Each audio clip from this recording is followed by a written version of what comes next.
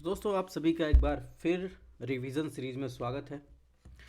हम देख रहे हैं UPSC prelims special quick comprehension revision series, जिसमें ज्योग्राफी का ये आज लेक्चर 2 है, जिसमें हम आज कंप्लीट जियोमॉर्फोलॉजी देखने वाले हैं। और हम आपको बता दें, मेरा नाम अमित है। इस सीरीज़ को मैं ही कवर करूँगा। इसके पहले हमने जो है फर्स्ट में जो है पृथ्वी के बारे में, सौर मंडल के बारे में, चंद्र ग्रहण, सूर्य ग्रहण के बारे में बेसिक जानकारी हमने ले ली थी, जो एग्ज़ाम की दृष्टि से ज़रूरी है। आज है जियोमॉर्फोलॉजी, भूआकृति विज्ञान, ठीक है, जिसको हम कंप्लीट देखेंगे। इसके अलावा बात करें तो ये सब्जेक्ट हम सब कवर करने वाले हैं। जो तीसरा लेक्चर होगा वो क्लाइमेटोलॉजी से होगा, और क्लाइमेटोलॉजी में जो है पूरा वायुमंडल की संरचना, संगठन और दाब, एटमॉस्फेरिक सर्कुलेशन और वर्ल्ड क्लाइमेट रीजन, ये सेकंड होगा। ये थर्ड लेक्चर होगा पूरा क्लाइमेटोलॉजी, यानी एक एक सेक्शन हम एक एक जो है लेक्चर में कवर करेंगे। इसकी विशेषता, इस क्विक सीरीज की विशेषता ये है कि ये बाइलिंगुअल होगा, यानी हिंदी इंग्लिश आपको दोनों मिलेगा। इसके अलावा आपको एक बात और बता दें कि इसमें मैटर तो आपको बहुत सारे स्लाइड में मैटर बहुत ज़्यादा दिए रहेंगे, लेकिन हम उसी पर डिस्कस करेंगे क्योंकि ये क्विक रिवीजन सीरीज है जो आपके लिए इंपॉर्टेंट है। और इसकी सबकी अपडेट हमारे टेलीग्राम चैनल स्टडी IAS पर सबकी PDF आपको मिल जाएगी, जो आप पढ़ सकते हैं और आपके लिए फ़ायदेमंद होगा।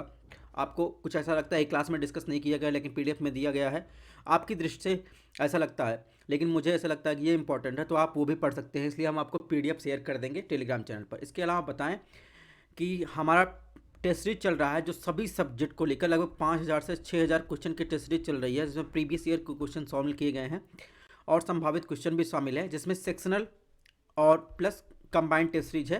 और लगभग उसमें 850 के लगभग क्वेश्चन सॉल्व कर चुके हैं, और उसको आप हमारे टेलीग्राम चैनल या फिर प्लेलिस्ट में जाकर देख सकते हैं। अगर आपको ये लेक्चर थोड़ा सा भी पसंद आ रहा हो तो आप चैनल को लाइक, सब्सक्राइब, शेयर ज़रूर कीजिएगा, ताकि ज़्यादा से ज़्यादा लोग लाभ मिल सके और आपको अपडेट पहले मिल सके। तो जो है टेस्ट सीरीज की बात हमने बता ही दी कि प्रीलिम्स से रिलेटेड टेस्ट सीरीज चल रही है, जिसमें लगभग 800 क्वेश्चन सॉल्व कर चुके हैं, तो आप प्लेलिस्ट से जाकर देख लीजिएगा।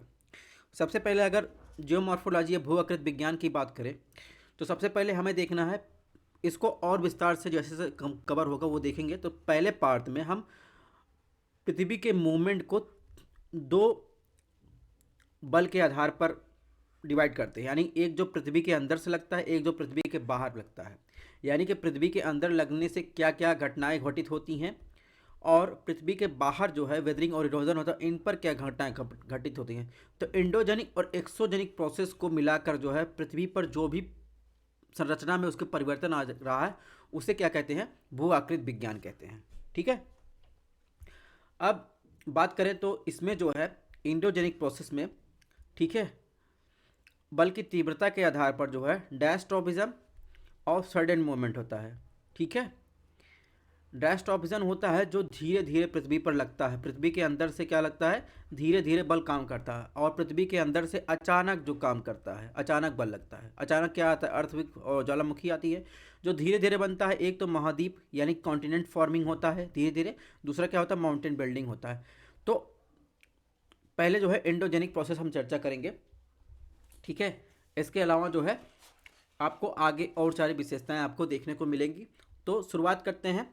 जैसे अब देखिए, इसमें भू आकृति विज्ञान में खनिज और चट्टान के बारे में दिया है। तो आपको क्या लगता है, खनिज और चट्टान के बारे में क्या पूछता है, रॉक के बारे में पूछता है, मिनरल्स आपको जो संबंध है, मिनरल्स का संबंध आपको देखेंगे तो मिनरल्स आपको बहुत रेयर ही पूछता है। हालांकि देख सकते हैं कि मिनरल्स होते क्या है। खनिज एक प्राकृतिक रूप से पाए जाने वाले पदार्थ होते हैं, जिनमें एक क्रमिक परमाणु संरचना और एक निश्चित रासायनिक संरचना और भौतिक गुण पाए जाते हैं।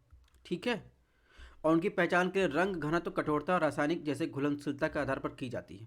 तो इतना खनिज के लिए काफ़ी है, यानी सभी खनिजों का मूल स्रोत जो है गर्म मैग्मा है, जो पृथ्वी के भीतर पाया जाता है। ठीक है, अगर वहीं मूल चट्टान की, आप देखिए यहाँ पर एग्जाम की दृष्टि से ध्यान रखने वाला चीज़ क्या है, आपको 3 रॉक्स के बारे में दे देगा, अवसादी चट्टान, रूपांतरित चट्टान, आग्नेय चट्टान, और कोई चट्टान का नाम देखा, पूछेगा मूल चट्टान क्या है, निम्नलिखित में से मूल चट्टान कौन सी है। तो मूल चट्टान मतलब सबसे पहली चट्टान कौन, सबसे पहली चट्टान आग्नेय चट्टान होती है। ठीक, यानी आग्नेय चट्टान या इग्नियस रॉक, जो ज्वालामुखी उद्गार के फलस्वरूप सबसे पहले आता है ज़मीन पर या ज़मीन के अंदर और बाहर आता है। ठीक है। अब उस पर जो है बाह्य वायुमंडल की गतिविधि के कारण वो चट्टानी संरचना टूटती है, तो अलग अलग जो है उस पर प्रेशर और टेम्परेचर के दबाव के कारण वो संरचना परिवर्तन होता है। तो अब इसमें क्या ध्यान रखना है, मूल चट्टान, ऐसे ही एग्जाम पूछे मूल चट्टान जो है क्या है। मूल चट्टान आग्नेय चट्टान है और मूल खनिज का स्रोत गर्म मैग्मा है जो पृथ्वी के भीतर पाया जाता है। ठीक है। इसके अलावा देखिए कायांतरित चट्टान की बात की गई है। तो मूल चट्टान के परिवर्तन के फलस्वरूप, अभी इसकी चर्चा डिटेल में करेंगे, तो उसमें क्या होता है, जो धीरे समय के साथ परिवर्तन होता रहता है, तो उसमें क्या होता है, जो कोयला, पेट्रोलियम, प्राकृतिक गैसें जैसे जीवाश्म ईंधन पाए जाते हैं। तो ये आपको जो है इसमें खनिज के बारे में ध्यान देना है। ठीक है, बस इतना। ये इसका ऐसे एक स्लाइड में हिंदी, एक साइड में इंग्लिश दिया रहेगा। ठीक है। अब जो खनिज होते हैं दो प्रकार के होते हैं, धात्विक खनिज, अधात्विक खनिज, यानी मेटैलिक और नॉन मेटैलिक। अब मेटैलिक में क्या आएंगे, मेटैलिक में क्या होगा, खनिज में धातुएं जो हैं कच्चे रूप में होती हैं। ठीक है। और अधात्विक खनिज जो होती हैं वो धातु रूप में नहीं होती हैं। धातु खनिज या धात्विक खनिज कठोर पदार्थ होते हैं, ये ऊष्मा और विद्युत संचालन के करते हैं। इसमें चमक पाई जाती है। उदाहरण के लिए लोहा, लौह एस और बॉक्साइट। ठीक है। इसका जो है आप देखेंगे इसमें जो है इंग्लिश ट्रांसलेशन दूसरा बताए। धात्विक खनिज दो प्रकार के होते हैं, फेरस यानी लौह, एक अलौह कहते हैं यानी नॉन फेरस। ठीक है। अब लौह क्या होते हैं, खनिज लौहों में लौह एस और मैग्नीज और क्रोमाइड प्राप्त होते हैं जो फेरस खनिज होते हैं। ठीक है। अलौह खनिज कौन होता है, जिसमें लोहा की मात्रा नहीं पाई जाती, लेकिन उसमें कुछ अन्य धातु जैसे सोना, चांदी, तांबा, सीसा ये हो सकता है। ठीक है। अब बाय खनिजों का निष्कर्षण कैसे किया जाता है, तो इसके बारे में ये नहीं पूछेगा खनिजों का निष्कर्षण कैसे किया जाता है। ठीक है। हालांकि अब क्या पूछता है, खनन प्रक्रिया जो है, खनन प्रक्रिया वो भारतीय अर्थव्यवस्था में प्राथमिक प्रक्रिया के शामिल की जाती हैं, द्वितीयक।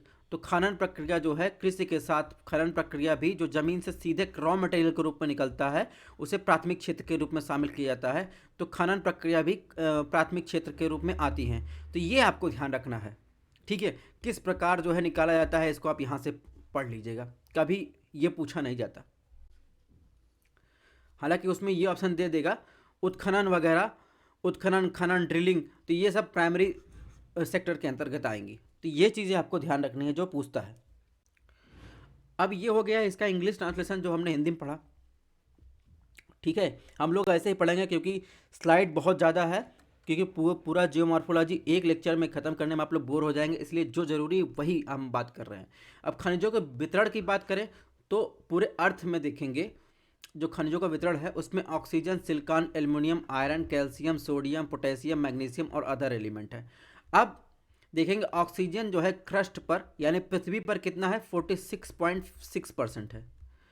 27 जो है 7% क्या है, सिलिकॉन है। वायुमंडल में क्या है, 78% क्या है, नाइट्रोजन है।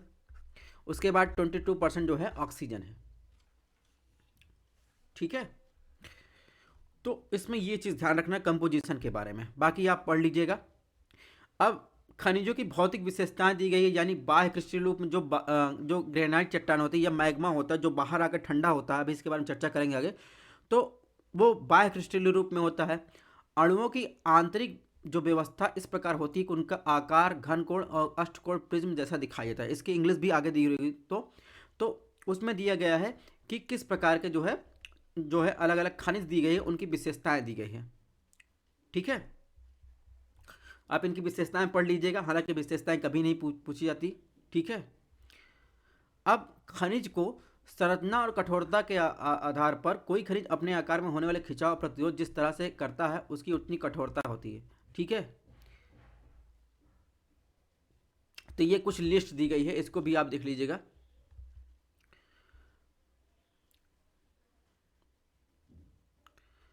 अब बात करते हैं, ये उसका इंग्लिश ट्रांसलेशन है, इसको आप देख लीजिएगा, हम पीडीएफ शेयर कर लीजिएगा। अब बात करें भूपर्पटी पर महत्वपूर्ण खनिज कौन कौन से पाए जाते हैं। फेल्सपर या फेल्ड्सपर जो है सिलिकॉन और ऑक्सीजन इसके मूल तत्व है। सोडियम, पोटेशियम, कैल्शियम, एल्युमिनियम भी पाए जाते हैं। भूपर्पटी का आधा हिस्सा जो है फेल्सपर यानी फेल्ड्सपर से निर्मित होता है। इसका रंग हल्का क्रीम से सेलमन गुलाबी होता है। इसका प्रयोग सिरमिक या कांच बनाने में किया जाता है। ठीक है। क्वार्ट्ज क्वार्ट्ज जो है ग्रेनाइट का महत्वपूर्ण घटक है, यानी पानी में अविलेय है। सफ़ेद रंग का यानी रंगहीन होता है। अभी हम आपको दिखाएंगे कैसे कैसे होता है, चट्टानों के बारे में दिखाएंगे। इसके अलावा फोक्सीन, ओलिवाइन, ठीक है। ओलिवाइन में क्या होता है, मैग्नीशियम, लोहा, सिलिकॉन, ये आभूषणों में प्रयोग किया जाता है, बेसाल्टिक चट्टान से पाया जाता है, ठीक है। फ्रोक्सिन क्या होता है, इसमें कैल्शियम, मैग्नीशियम और एल्युमिनियम, लोहा, सिलिकॉन से मिलकर इसे क्रस्ट पर 10% भाग पर बना होता है, उल्का पिंड में पाया जाता है। इसका रंग हरा या काला होता है। एम्फीबोल जो है एल्युमिनियम, कैल्शियम, सिलिकॉन, लोहा, मैग्नीशियम इसके प्रमुख तत्व है, या क्रस्ट पर 7% हिस्से पर पाए जाते हैं, रंग में हरे और काले होते हैं। एस्बेस्टस उद्योग में प्रयोग करते हैं, ठीक है। हॉर्न ब्लेड इसका दूसरा रूप है। माइका या अभ्रक जो है पोटेशियम, एल्युमिनियम, मैग्नीशियम, लोहा, सिलिका, इन सभी तत्वों को मिलकर अभ्रक बनता है। क्रस्ट के 4% हिस्से पर इसे बनता है। आग्नेय और रूपांतरित चट्टानों पाया जाता है। अभ्रक का प्रयोग इलेक्ट्रॉनिक उद्योग में किया जाता है। तो इन सब चट्टानों का उपयोग कहाँ किया जाता है, इनका रंग कैसा होता है, तो ये कुछ बातें आप ध्यान रखिएगा। अब खनिजों के उपयोग की बात करें तो खनिजों के उपयोग की बात आप यहाँ से पढ़ लीजिएगा। जाहिर सी बात है, तो सजावटी खनिज हैं तो उनका प्रयोग अलग अलग जगह किया जाएगा। अब यही उसका इंग्लिश ट्रांसलेशन है, आप इंग्लिश ट्रांसलेशन देख लीजिएगा, ठीक है। अब बात करते हैं, वो तो मिनरल्स की बात हो गई, अब बात करते हैं रॉक्स की। रॉक क्या होते हैं, रॉक एक या अधिक खनिजों से मिलकर, यानी जो होता है रॉक जो होते हैं कई खनिज मिलकर जो है रॉक बनाते हैं, यानी रॉक के अंदर खनिज होंगे। तो ये देखिए मिनरल्स यानी खनिज हैं, माइका और पेडरफर, क्वार्ट्स, और ये रॉक हैं, ठीक है, यानी sandstone, sedimentary rock, igneous rock, metamorphic rock. तो चट्टानें एक या अधिक खनिजों से मिलने से बनती हैं। ये मुलायम और कठोर दोनों प्रकार की होती हैं। इनका कोई रासायनिक जो है संगठन नहीं होता है, ठीक है। चट्टानों के विज्ञान को क्या पेट्रोलॉजी कहते हैं, यानी चट्टानों की संरचना के अध्ययन किस वैज्ञानिक शाखा के अंतर्गत किया जाता है, उसे पेट्रोलॉजी कहते हैं। और जो वैज्ञानिक इसे अध्ययन करते हैं पेट्रोलॉजिस्ट कहते हैं। कभी कभी पूछ लिया जाता है, यानी पृथ्वी के भूर परपटे पर कम से कम जो है 2000 खनिज पाए जाते हैं। अब उनकी उत्पत्ति के आधार पर चट्टानों को आग्नेय, अवसादी, तलछटी या परतदार, रूपांतरित या कायांतित चट्टानों में डिवाइड किया जाता है। अब यहाँ से आपका इंपॉर्टेंट है, ठीक है, इसका जो है इंग्लिश वाला ट्रांसलेशन है। अब बात करते हैं इसमें चट्टान रॉक साइकिल के, कैसे आग्नेय, रूपांतरित या कायांतित चट्टान बनते हैं। चट्टान जब लंबे समय तक अपने मूल रूप में नहीं रह सकते तो चट्टान परिवर्तित होते रहते हैं। चट्टान चक्र जो है लगातार चलने वाली प्रक्रिया है, जिसमें पुरानी चट्टान नई चट्टानों में परिवर्तित होती है। आग्नेय चट्टान जो है रूपांतरित चट्टान में परिवर्तित हो सकती है।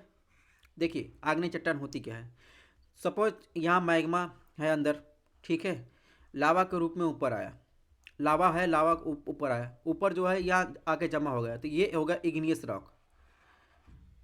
पहले इंस्ट्रूसिव रॉक, जब लावा मैग्मा पृथ्वी के अंदर है तो क्या हो गया, आंतरिक हो गया, बाहर आया उसे क्या कहेंगे, बाह्य जो है आग्नेय रॉक कहते हैं। फिर इस पर क्या हुआ, इस पर मौसम का प्रभाव पड़ा, इस पर वेदरिंग हुई, तो ये क्या हुआ, धीरे धीरे जो है इसका जो है ये चट्टान टूटने फूटने लगी, और इसका जो है डिपोजिशन होता है, ट्रांसपोर्टेशन डिपोजिशन होता गया, धीरे धीरे क्या हुआ, लेयर लेयर में जमता गया, सेडिमेंटेशन हो गया, तब फिर ये सेडिमेंट्री रॉक में बन जाएगा। फिर इसका मेटामॉर्फिज्म होगा, ठीक है, यानी जो रूप होगा, रूप में परिवर्तन होगा, वो मेटामॉर्फिक रॉक में बनेगा। इग्नियस रॉक सीधे जो है मेटामॉर्फिज्म हो सकता है, यानी उसके रूप में परिवर्तन हो सकता है, ठीक है। फिर वो क्या होगा, मेटामॉर्फिक रॉक जो है मेल्ट होकर जमीन के अंदर चले जाएगा, तो मैग्मा के रूप, ये साइकिल चलता रहता है। यही कह रहा है आग्नेय चट्टान सीधे जो है मेटामॉर्फिक रॉक में परिवर्तित हो सकती है। आग्नेय और रूपांतरित चट्टान के कणों को अवसादी चट्टान का निर्माण होता है। आग्नेय और रूपांतरित मेटामॉर्फिक चट्टान का जो है रूपांतरित चट्टान का निर्माण होता है। अवसादी चट्टान स्वयं के टूटे हुए भाग से अवसादी चट्टान का निर्माण करते हैं। भूपर्पटी पर मिलने वाली चट्टानों का निर्माण के बाद जो है जो हिमस्खलन होता है के तहत पृथ्वी के नीचे चला जाता है, मेंटल में मिल जाता है, जिससे गर्म गलित मैग्मा का निर्माण होता है। यही चक्र आपको ध्यान रखना है।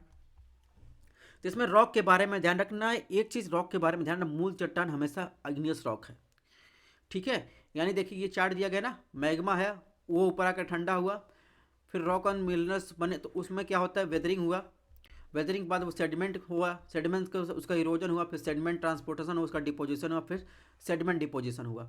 फिर उससे कौन कौन से लैंडफॉर्म बनते हैं वो आप लैंडफॉर्म देख लीजिएगा, लैंडफॉर्म चर्चा हालांकि लास्ट में करेंगे।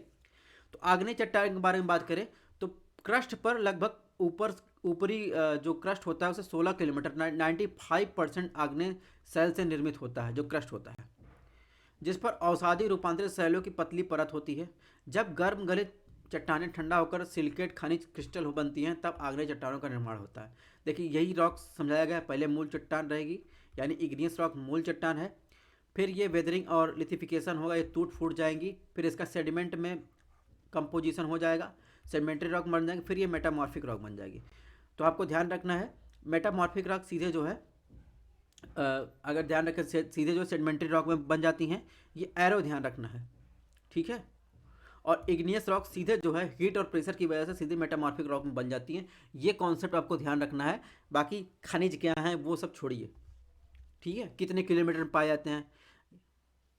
आग्नेय चट्टान की विशेषताएं, जाहिर सी बात है कठोर क्रिस्टलीय होंगे, जीवाश्म नहीं पाए जाएंगे क्योंकि इतनी हीट होती है, कहाँ जीवाश्म पाए जाएंगे, ये ध्यान रखना है। इसमें पूछता है कौन से चट्टानों में निम्नलिखित में जीवाश्म नहीं पाए जाते हैं, तो आग्नेय चट्टानों में जीवाश्म नहीं पाए जाते। पानी या इसमें से होकर नहीं गुजर सकता। आग्नेय चट्टानों में रासायनिक अपक्षय बहुत कम प्रभावित होता है। अवसादी चट्टान की तरह परतदार नहीं होते। तो इसकी हर चट्टान की विशेषता आपको ध्यान रखना है। स्रोत की बात कर ही लिए। अब ये इग्नियस रॉक के कुछ एग्जाम्पल हैं कि इसमें ऑप्शन दे देगा बसाल्ट, प्यूमिस, ऑब्सिडियन, रायोलाइट, ठीक है, ग्रेनाइट, गैब्रोन और पिग्मेटाइट, पिरिडोटाइट, डेओराइट। तो ये कुछ नाम दे देगा, इसे पूछेगा ये इग्नियस रॉक है, मेटामॉर्फिक रॉक है या सेडिमेंट्री रॉक है। तो ये आपको ध्यान रखना है कौन सा रॉक है, इग्नियस रॉक है। अब बात करेंगे आंतरिक यानी इंट्रूसिव रॉक की। ऐसे मैग्मा जो पृथ्वी की सतह के नीचे पुरानी चट्टानों के द्वारा घिरा रहता है, ठंडा होकर ठोस बन, यानी कुल मिलाकर जो मैग्मा पृथ्वी के अंदर जो है परत में ठंडा हो जाता है। यानी यह चट्टान धीरे धीरे ठंडी होती है जिसमें बड़े आकार के क्रिस्टल बनते हैं। एक बात तो अब इसमें क्या ध्यान रखने वाली बात है, जब मैग्मा परत के यानी पृथ्वी के नीचे ठंडा होगा तो धीरे धीरे ठंडा होगा, तो वो जो क्रिस्टल बनेंगे, ठीक है, वो रवे या क्रिस्टल बनेंगे, वो बड़े बड़े होंगे, ठीक है। और वहीं मैग्मा पृथ्वी की सतह पर आकर ठंडा हो गया तो उसमें जो रवे होंगे या क्रिस्टल बनेंगे वो छोटे छोटे बनेंगे। ये कॉन्सेप्ट ध्यान रखना, कई बार क्वेश्चन पूछा गया। नीचे गए धीरे धीरे ठंडे होंगे तो वो बड़े बड़े आकार के उसमें खनिज क्रिस्टल या रवे पाए, जिसे हम आंखों से देख सकते हैं, ठीक है। चट्टानों के उदाहरण की बात करें, ग्रेनाइट, डायोराइट, गैब्रोन और peridotite, rhyolite, andesite, basalt, chromite. तो ये सब क्या है, ग्रेनाइट रॉक्स हैं, जिसके बारे में हम लोग ऊपर देख चुके हैं, ठीक है।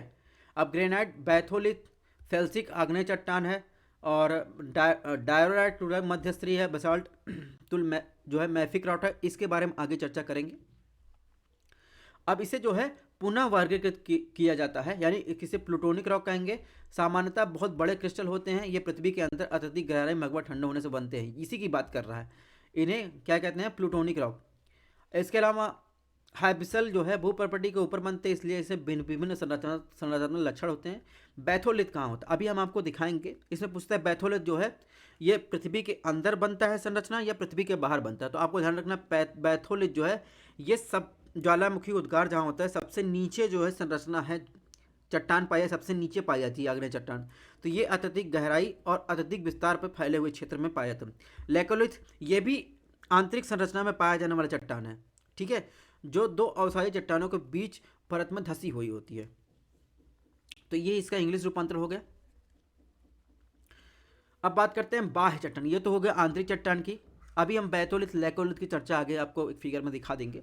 अब बाह्य चट्टान की बात करें, तब जब मैग्मा पृथ्वी की सतह पर लावा के रूप में बाहर निकलता है, ऐसे चट्टानों का निर्माण होता है, यानी बाह्य चट्टान का। ये चट्टान पृथ्वी की सतह पर, समुद्र की निचली सतह पर बहुत तेज़ी से ठंडा होते हैं।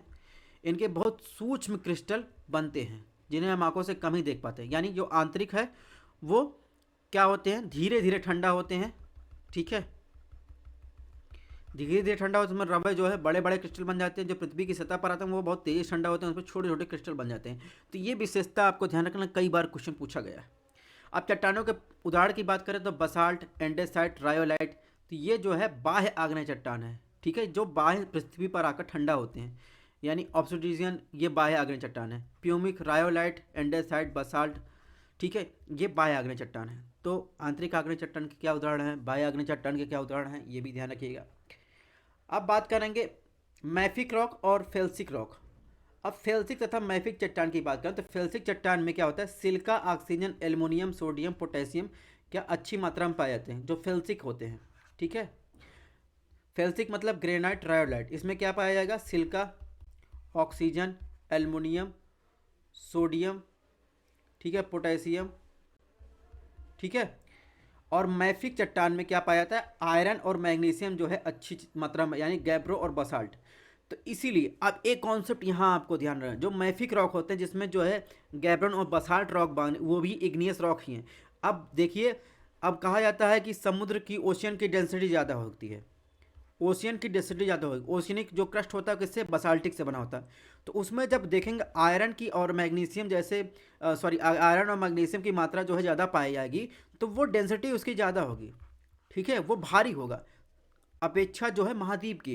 तो यही सब कॉन्सेप्ट आपको इंटरकनेक्ट करना है बस, और कुछ नहीं। अगर चट्टान में लोहा, मैग्नीशियम अधिक मात्रा में मिलता है, ऐसे चट्टान जो है अल्ट्रा मैफिक होती हैं। ठीक है, तो अल्ट्रा मैफिक में क्या होता है, इसमें जो है सिलिका जो है बहुत कम मात्रा में पाई जाती है। जो आंतरिक में बताएंगे तो अल्ट्रा मैफिक देखिए, और मैफिक में क्या होगा, लेस सिलिका पाई जाएगी, इंटरमीडिएट में जो है मोर सिलिका, और फेल्सिक में मोस्ट ऑफ जो रॉक बना सिलिका से बना होगा। ठीक है, तो इसी में जो अल्ट्रा मैफिक और इंट्रा मैफिक में क्या आपको ध्यान रखना है, जो आंतरिक है और इंट्यूसिव है, यानी आंतरिक और बाह्य, जो अल्ट्रा मैफिक जिसमें सिलिका की मात्रा ज़्यादा पाई, वो आंतरिक चट्टान को बसाल्ट कहते हैं। वही चट्टान जब जो बाह्य चट्टान के रूप में तो गैब्रो में परिवर्तित हो जाती है। मैफिक में जिसमें सिलिका की मात्रा कम पाई जाएगी उसे एंडेसाइट कहते हैं, आंतरिक चट्टान है, और डायोराइट जो है बाह्य चट्टान है। ठीक है, इंटरमीडिएट जो है सिलिका की मात्रा ज़्यादा होगी, यानी इसमें जैसे जैसे नीचे आएंगे इधर जो है चट्टान की संरचना, जब सिलिका की मात्रा जो है कम होगी तो ये जो है डार्क होगा, और सिलिका की मात्रा जो है ज़्यादा होगी तो ये क्वार्ट्स या फेल्डस्पर जो होगा ये लाइट आपको रंग में दिखेगा। कुल मिला के ये आपको ध्यान रखना है, ये चार्ट आंतरिक बसाल्ट होगा, इसका जो है बाह्य चट्टान के रूप में गैब्रो जानते हैं, एंडेसाइट को बाह्य चट्टान के रूप में डायोराइट, और जो ये डाइक्साइड का जैसे ग्रेनाइट का ग्रेनोडायोराइट, रायोलाइट को ग्रेनाइट कहते हैं। तो रायोलाइट जो है आंतरिक चट्टान है, उसका बाह्य संरचना जो है ग्रेनाइट, यानी इसमें जो है सिलिका की मात्रा बहुत ज़्यादा है और ये हल्का होता है। सिलिका की मात्रा जिसमें कम होगा वो डार्क कलर में होगा, ये चीज़ आपको ध्यान रखना है। तो जो इंपॉर्टेंट रहेगा वो बता देंगे, क्योंकि प्रीवियस ईयर क्वेश्चन का पेपर एनालिसिस करके डिस्कस कर रहे हैं, वरना तो मैटर बहुत ज़्यादा दिया है, पढ़ेंगे तो लेक्चर काफ़ी लंबा हो जाएगा। अब बात करते हैं अवसादी चट्टान। अवसादी चट्टान जो होती है, अपर्दन से निकलने वाले कण सतह के रूप में जमा हो जाते हैं, परतों के निर्माण करते हैं, जिससे अवसादी चट्टान का निर्माण होता है, सेडिमेंट्री रॉक। ठीक है, अवसादी चट्टान महत्वपूर्ण होते हैं क्योंकि पुराने जो लैंडस्केप होते हैं, प्राचीन समय के जलवायु और प्राचीन भूमि या हिमालय की श्रेणी, पृथ्वी के अपर्दन का इतिहास पता करते हैं, इन्हीं सभी चट्टानों के अध्ययन से संभव हो पाता है।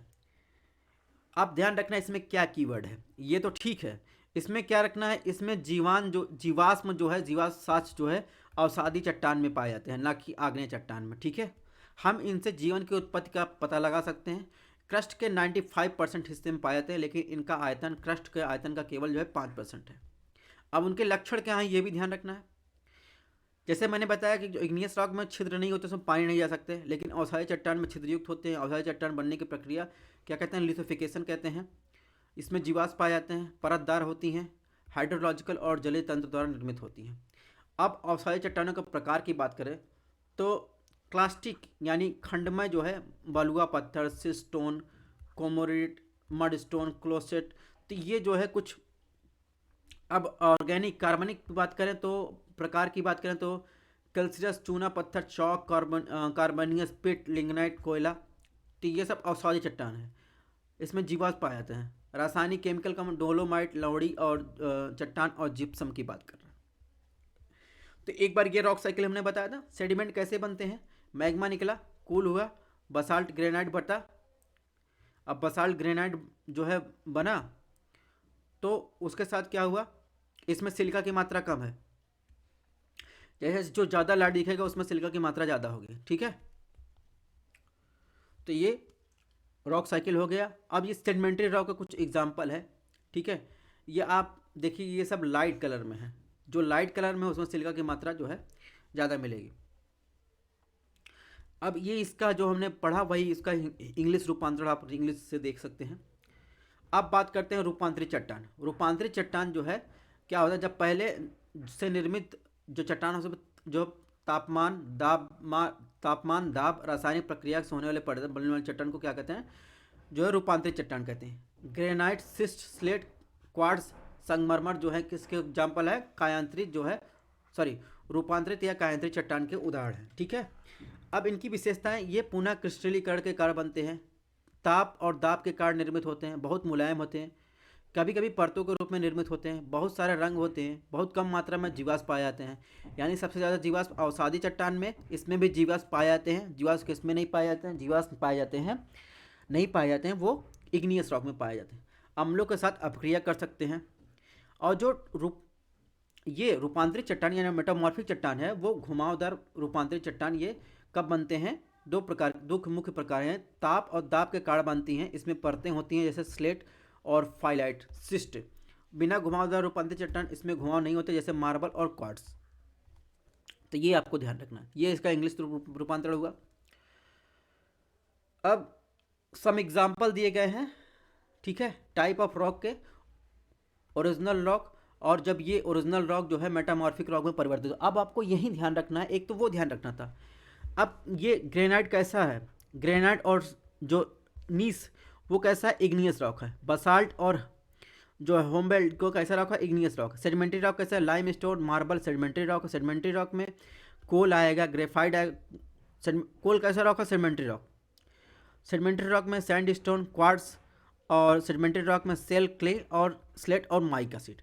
अब एक तो ओरिजिनल रॉक में, इग्नियस रॉक में ग्रेनाइट है, जब उसका स्वरूप परिवर्तित हो जाए उसे नीस कहते हैं, यानी ग्रेनाइट को परिवर्तित स्वरूप को नीस कहते हैं, बसाल्ट को होमबेल्ट कहते हैं, तो लाइम स्टोन को मार्बल कहते हैं, कोल जो है ग्रेफाइट कोल में परिवर्तित हो जाता है। तो ये चीज़ आपको ध्यान रखना है। बाकी एग्जाम्पल दिए गए हैं, आप उससे पढ़ सकते हैं। अब जो मैंने पहले पढ़ा, एक बार जियोमॉर्फिक जो घटनाएं हैं, अब यहाँ से शुरुआत हो रही है मेन। अभी तो हमने जो है रॉक और जो है मिनरल्स के बारे में पढ़ लिया। अब हम देखते हैं जो पृथ्वी का मूवमेंट होता है, यानी इस पर जो फोर्स काम करता है इसके मूवमेंट पे, बल की उत्पत्ति के आधार पर देखेंगे। तो बल की उत्पत्ति के आधार पर, ठीक है, उसे क्या कहते हैं, एंडोजेनिक और एक्सोजेनिक कहते हैं। एंडोजेनिक को क्या कहते हैं, कंस्ट्रक्टिव फोर्स। यानी इससे क्या होगा, इससे कुछ ना कुछ बनेगा या बिगड़ेगा, इससे जो है लगभग चीज़ें बनी। यानी देखिए माउंटेन बन रहा है, कॉन्टिनेंट बन रहा है, ठीक है, ज्वालामुखी माउंटेन बनेगा, तो इसे कंस्ट्रक्टिव जो है फोर्स कहते हैं। इसे क्या कहते हैं, एक्सोजेनिक यानी डिस्ट्रक्टिव फोर्स कहते हैं। ये कहाँ ओरिजिनेट होता है, ये एटमॉस्फेयर से ओरिजिनेट होता है। ये कहाँ ओरिजिनेट होता है, जैसे नाम से पता, इंडोजेनिक यानी ये अर्थ के अंदर से ओरिजिनेट होता है, ठीक है, ये ध्यान रखिएगा। अब ये तो हो गया बल की उत्पत्ति के आधार पर। अब एंडोजेनिक फोर्स को तीव्रता के आधार पर जो है, तीव्रता के आधार पर हम देखेंगे दो भागों में बांटते हैं। यानी डायस्ट्रॉफिक फोर्स, ठीक है, वेरी स्लो यानी बहुत धीरे धीरे गति से होता है, और सडन फोर्स, कैटास्ट्रॉफिक या सडन मूवमेंट कहते हैं। इसे डायस्ट्रॉफिक कहते हैं, इसे कैटास्ट्रॉफिक कहते हैं। तो ये सडन मूवमेंट होता है, जैसे भूकंप और ज्वालामुखी। डायस्ट्रॉफिक फोर्स ये बहुत स्लो होता है। अब डायस्ट्रॉफिक फोर्स को हम जो दिशा के आधार पर, यानी किस दिशा में जो है बल लग रहा है उसके आधार पर डिवाइड करेंगे। इसे इपीरियोजेनिक या कॉन्टिनेंट फॉर्मिंग कहते हैं, या कुल मिलाकर इसे कॉन्टिनेंट बिल्डिंग कहते हैं। और दूसरा जो है दिशा के आधार पर देखेंगे तो ये जो होता है ये माउंटेन बिल्डिंग फोर्स होता है। यानी ये जो माउंटेन बिल्डिंग होता है ये क्षैतिज दिशा में गति करता है, क्षैतिज दिशा में बल लगता है। और ये जो महाद्वीप बिल्डिंग होता है ये ऊर्ध्वाधर दिशा में लगता है, ठीक है। तो इसी प्रकार आपको डिवाइड करके आपने पढ़ा होगा, बहरहाल हम बता दे रहे हैं। तो इसमें होता है अपवर्ड डाउनवर्ड मूवमेंट होता है। इसमें क्या होता है, तनाव कंप्रेशन के कारण जो है माउंटेन बनते हैं। तो ये हो गया आपको जियोग्राफिकल फिनोमिना की बात कर ली, जो ब्रीफ नॉलेज है। तो सबसे पहले इसमें बात कर लेते हैं, जिसमें जो पढ़ना है भूकंप की बात कर लेते हैं। भूकंप आ गया, भूकंप बहुत चर्चा में है, आ गया सीरिया में, आ गया टर्की में भूकंप आ गया। तो भूकंप के बारे में जानना जरूरी है। भूकंप कैसे आते हैं, भूकंप आते हैं पृथ्वी के नीचे दरारों पर चट्टानों के टूटने से भूकंप की उत्पत्ति होती है। अब चट्टान कैसे टूटेंगे या फिर ऐसा था, उसकी डिटेल चर्चा हम आगे पढ़ेंगे। पहले ये देख लेते हैं, चट्टानों के टकराने से अचानक ऊर्जा निकलती है जो भूकंपी तरंगों में होती है और ऊपर हलचल उत्पन्न कर देती हैं। अब वेव कितने प्रकार के होते हैं वो भी आगे देखेंगे। पृथ्वी, अब यहाँ ध्यान रखना, ये पॉइंट आपको ध्यान रखना इंपॉर्टेंट है, पूछ लेता है। पृथ्वी के नीचे वह बिंदु जहाँ चट्टानें जो टूटती हैं वह भूकंप का फोकस होता है या हाइपोसेंटर कहलाता है। ये जहाँ पर जो है भूकंप की उत्पत्ति होती है या चट्टानें टूट रही हैं उसे क्या कहते हैं, फोकस कहते हैं या हाइपोसेंटर कहते हैं। तथा पृथ्वी की सतह पर फोकस के एकदम ऊपर जो है जहाँ पर सबसे पहले भूकंप महसूस होता है उसे क्या कहते हैं, ईपी सेंटर या अधिकेंद्र कहते हैं। ये चीज़ आपको ध्यान रखना है, ठीक है। बाकी चट्टानों के टूटने फूटने से ये आपको पता ही है, ठीक है। लगभग 90% भूकंप की बात करें तो 100 मीटर की गहराई से कम उत्पन्न होते हैं। तो ये इसका इंग्लिश ट्रांसलेशन है। अब इस फिगर में आपको ईपी सेंटर और फोकस आपको ध्यान रखना है, यानी ये पॉइंट आपके लिए इंपॉर्टेंट है, ठीक है। अब बात करते हैं भूकंप की माप कैसे की जाती है, ठीक है। भूकंप का जो परिमाण होता है उसका परिमाण का मतलब क्या होता है, परिमाण का मतलब भूकंप से निकलने वाली ऊर्जा से है, जिसे सिस्मोग्राफ द्वारा उस ऊर्जा को मापते हैं। रिएक्टर स्केल या रिएक्टर पैमाने द्वारा दो धरातलीय कंपन को अनुमानित करते हैं। रिएक्टर स्केल की बात करें तो उस पर जो है जो भूकंप के द्वारा निकलने वाली ऊर्जा है वो 7.5 परिमाण का भूकंप और 6.5 परिमाण के भूकंप से 30 गुना ज़्यादा उत्सर्जित करता है रिएक्टर पैमाने पर, जिससे बहुत ही नुकसानदायक हो जाता है। जैसे वहाँ पर देखिए टर्की और सीरिया में आया। परिमाण 3 का भूकंप सबसे कम परिमाण का भूकंप है जो मानव द्वारा महसूस किया जा सकता है। किसी स्थान पर भूकंप होने वाले प्रभाव को भूकंप की तीव्रता कहते हैं। भूकंप की तीव्रता किसे कहते हैं, उस स्थान पर जहाँ भूकंप आया है उसके द्वारा क्या क्या प्रभाव आया है उसके भूकंप की इंटेंसिटी कहा जाता है। भूकंप की तीव्रता जो है किस पे नापते हैं, ये चीज़ इसमें आपको ध्यान रखना है। बाकी राम कहानी याद रखिए, है ना, याद रखिए।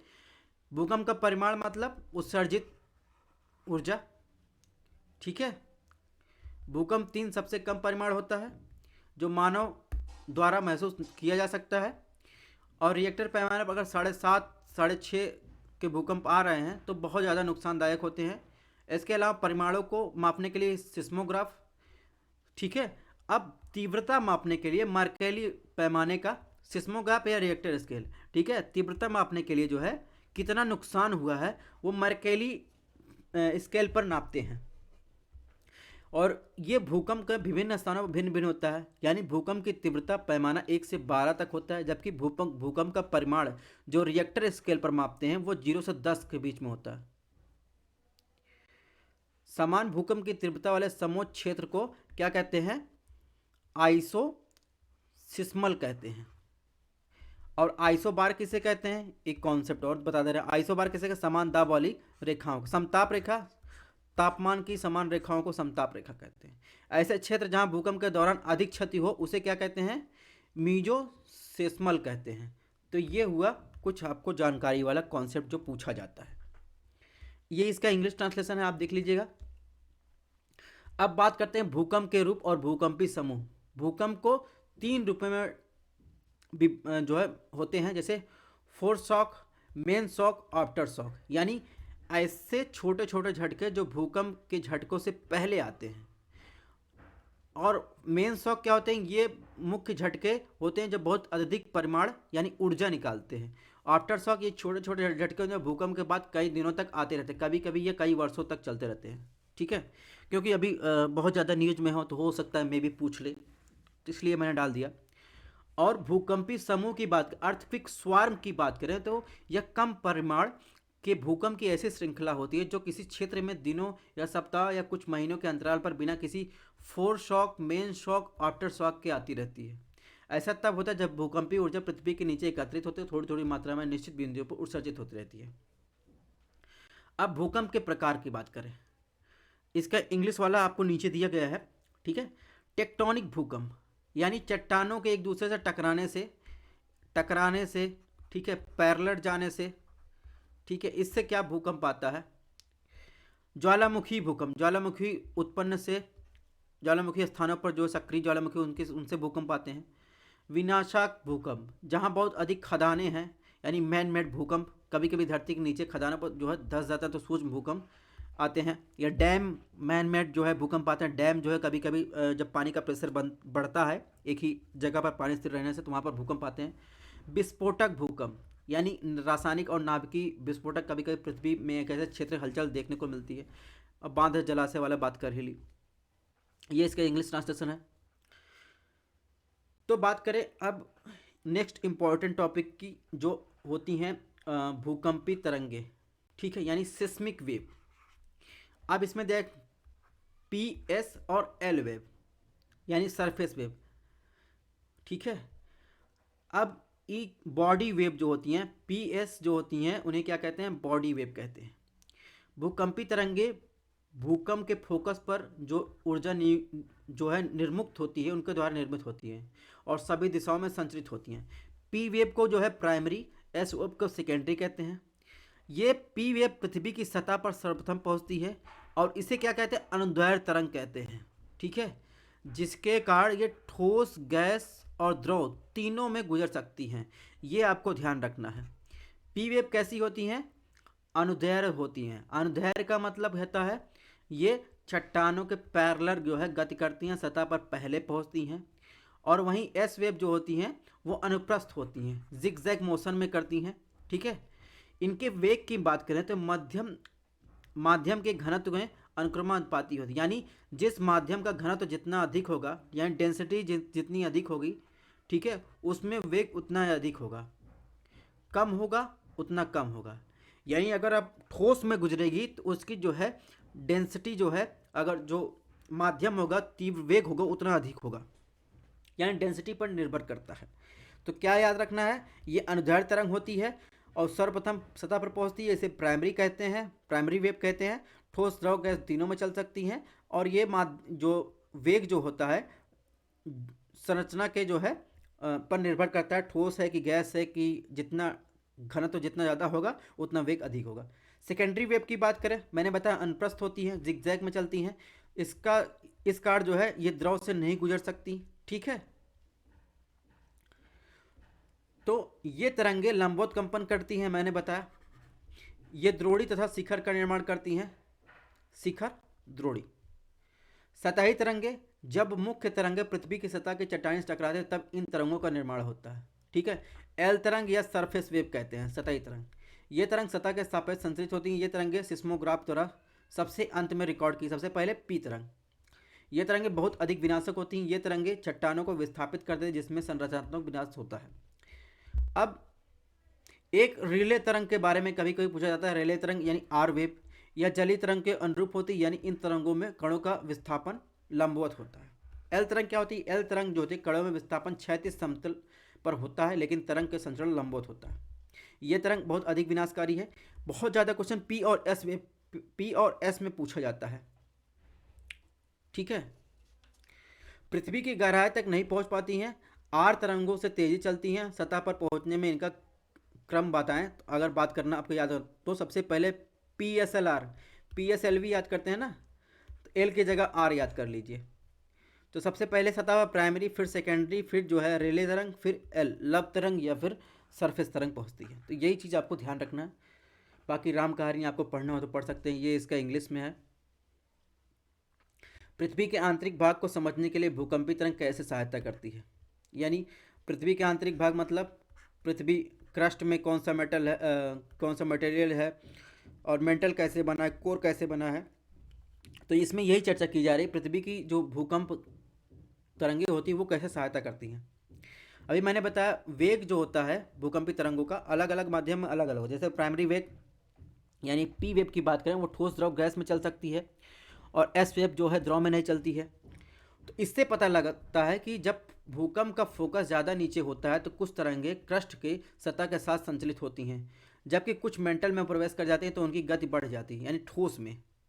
जैसे हमने पी वेव की बात की थी, तो उसे सिस्मोमीटर से पर पहले पहुंचती हैं। इससे पता चलता है क्रस्ट के नीचे अधिक घनत्व वाला विभिन्न संगठनों से बना हुआ हो, जिसे मोहो डिसकंटिन्यूटी से अलग करता है। यानी सतह, उस सतह के नीचे जिससे जो है अधिक घनत्व वाला जो है मटेरियल है, तो उसको अलग करने के लिए डिसकंटिन्यूटी एक सीमा निर्धारित की गई, जिसे मोहो वृक या मोहोवृक जो थे उनके नाम पर जो है मोहो डिसकंटिन्यूटी रखी गई है। इन सब से पता लगाया गया कि मेंटल जो है क्रस्ट से ज़्यादा घनत्व वाला है, जो श्यान या अर्धगलित पदार्थों से बना हुआ है। यानी अर्धगलित पदार्थ जिसमें मैग्मा निकलते हैं, यानी एस्थ्रोस्फीयर की बात कर रहा है। और अपर मेंटल से मैग्मा निकलते हैं, ये भी आपको ध्यान रखना है। प्राथमिक तरंगों का वेग बाहरी कोर में बहुत कम, यानी पी वेव की बात कर रहा है, ठीक है।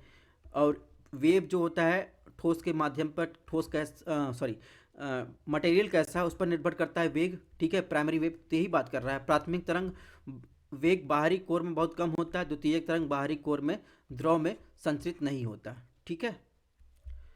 अब बात करेंगे उपकेंद्रीय पहचान में भूकंपी तरंगों के महत्व। उपकेंद्र का मतलब क्या होता है? उपकेंद्र का मतलब होता है role of seismic wave determination of epicentre, ठीक है। तो ये इसका इंग्लिश में है। ईपी सेंटर की पहचान यानी भूकंप मूल कहाँ से निकल रहा है। तो प्राथमिक द्वितीयक तरंगें सिस्मोग्राफ स्टेशन पर पहुंचने के लिए कितना लिया गया समय रिकॉर्ड किया जाता है, ठीक है। जैसे कि हम जानते हैं कि जो पी वेव होती हैं, ये प्राइमरी वेव होती है, सिस्मोग्राफ स्टेशन पहुंचने में लिया गया समय कम होता है, यानी सबसे पहले पहुंचती है। द्वितीयक वेव जो है प्राथमिक तरंगों की अपेक्षा अधिक समय में पहुंचती है, यानी उससे ज़्यादा समय लगता है, ठीक है। तो दोनों तरंगों के अंतराल को एस डैश पी अंतराल कहते हैं। और यह अंतराल जो है जो फोकस यानी ईपी सेंटर होता है उससे दूरी बढ़ने के साथ साथ बढ़ता है। प्रत्येक स्टेशन पर एक वृत्त आरेखित किया जा सकता है, जिससे त्रिज्या जो है उपकेंद्र यानी ईपी सेंटर के समान होती है। तो इससे जो है निकाला जाता है। और भूकंपी तरंगों के छाया कटिबंध, ठीक है। भूकंपी तरंगे जो है P wave shadow zone, S wave shadow zone, इनके बारे में जो है यानी ये ध्यान रखना है। माना जाता है कि अगर आप सिस्मोग्राफ का उपयोग करके जो है जो ईपी सेंटर होता है 105 डिग्री से दूरी पर या उसके अंदर, तो वह प्राथमिक और द्वितीयक तरंगों दोनों पहुंचती है 105 डिग्री। अगर सिस्मोग्राफ जो 145 डिग्री की दूरी से अधिक है तो वह केवल जो है प्राथमिक तरंगे यानी प्राइमरी वेव जो है वहाँ पर जो है पहुँचती हैं, द्वितीयक तरंगे नहीं, ठीक है।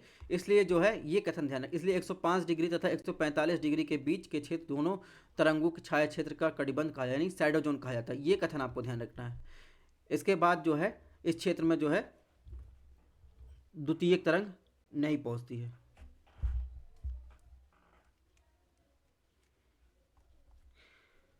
अब बात करते हैं भारत में भूकंपी जोन की, जो इम्पोर्टेंट है। भारतीय उपमहाद्वीप में विनाशकारी भूकंपों का पुराना इतिहास रहा है, ठीक है। भारत एशिया के लगभग 47 मिलियन ईयर की दर से विस्थापित हो रहा है। 47 मिलीमीटर की दर से ये विस्थापित हुई। आंकड़ा कुछ भी हो सकता है, मिलीमीटर में 47 ही से कुछ और भी हो सकता है।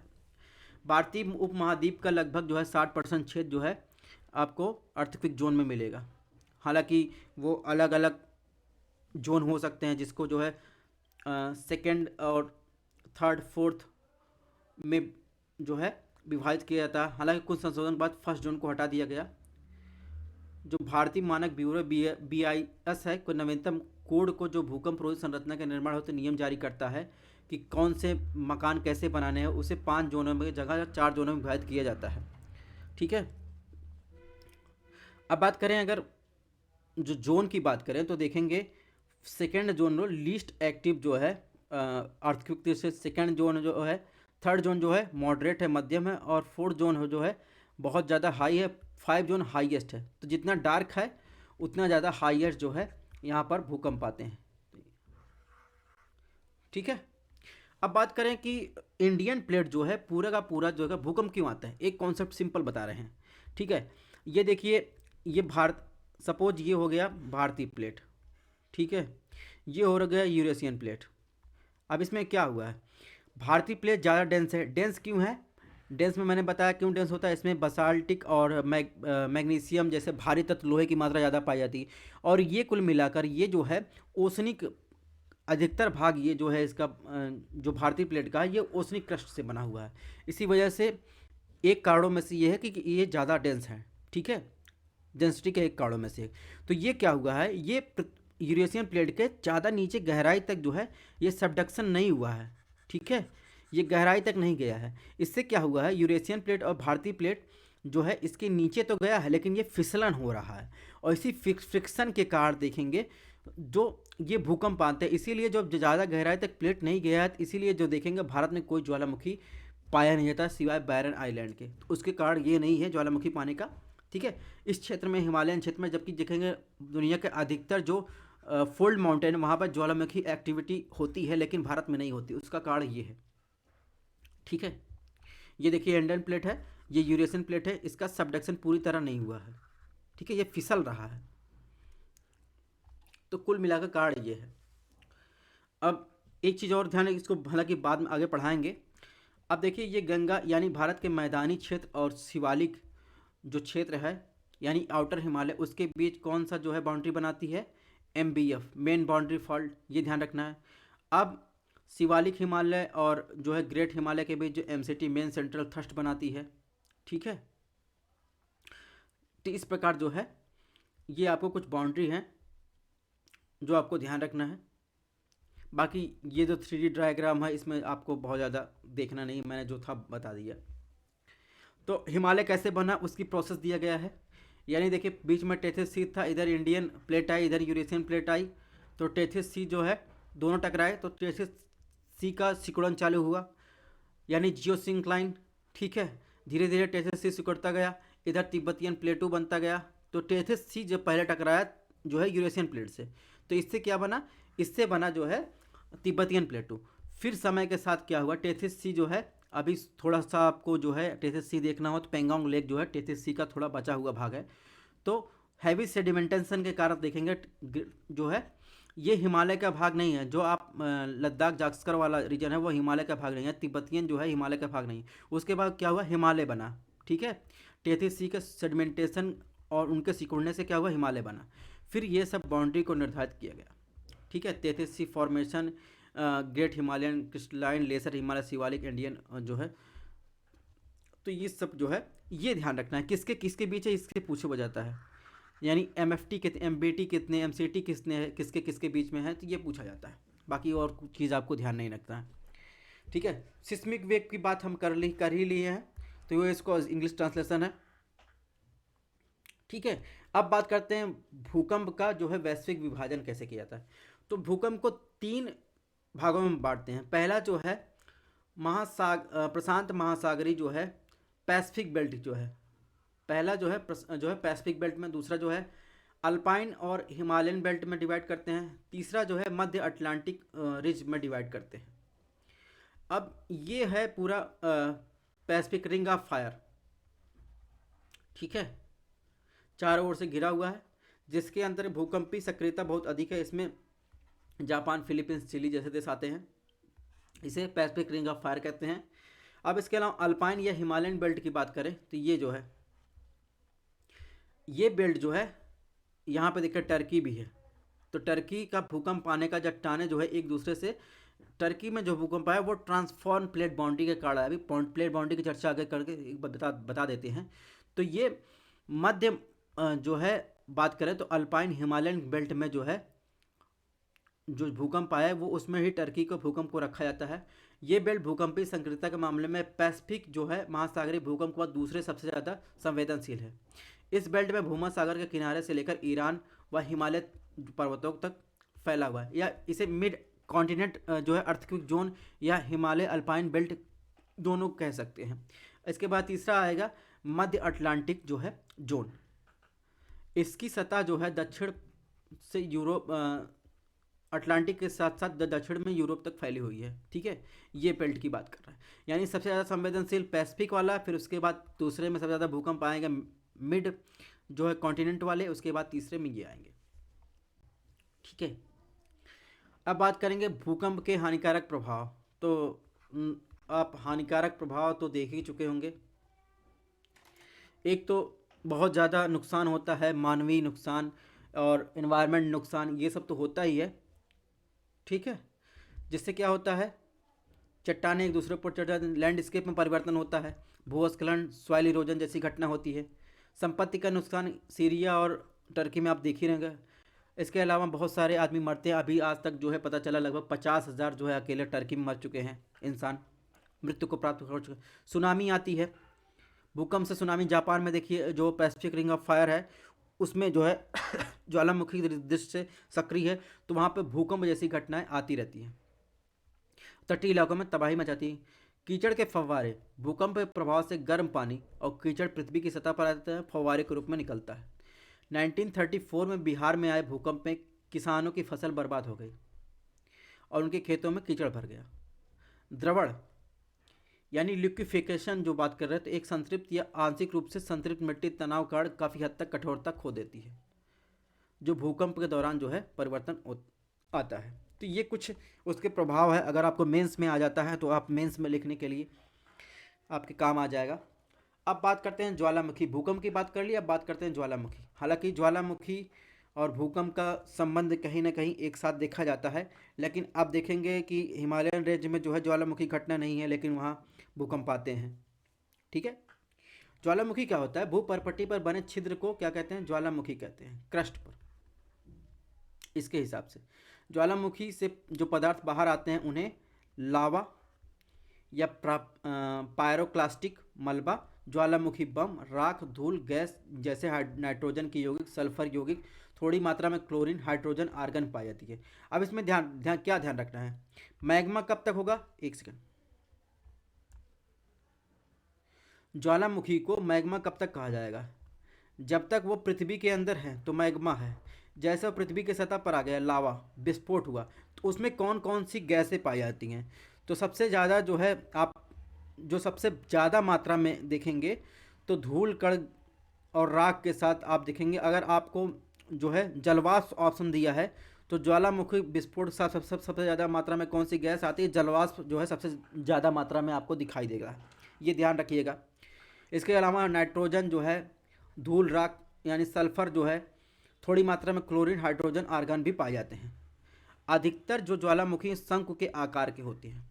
अब एक कॉन्सेप्ट यहाँ पे और समझा देते हैं। अब इसमें ये लाइन लिखा है, अधिकतर ज्वालामुखी शंकु के आकार के होते हैं। इसका क्या मतलब है? ज्वालामुखी या तो जो है क्षारीय हो सकता है या तो अम्लीय हो सकता है। अब अगर क्षारीय होगा तो ज्वालामुखी का उद्गार होगा, मैग्मा बाहर निकलेगा, सतह पर आएगा, तो वो क्षारीय होगा तो मैग्मा पतला होगा, तो शंकु जो है नहीं बनेगा। ठीक है, वो क्या होगा, एक मैदानी इलाकों में पूरा फैल जाएगा। ठीक है, जैसे प्रायद्वीपीय पठार जो बना है वो क्षारीय मैग्मा के फलस्वरूप बना है।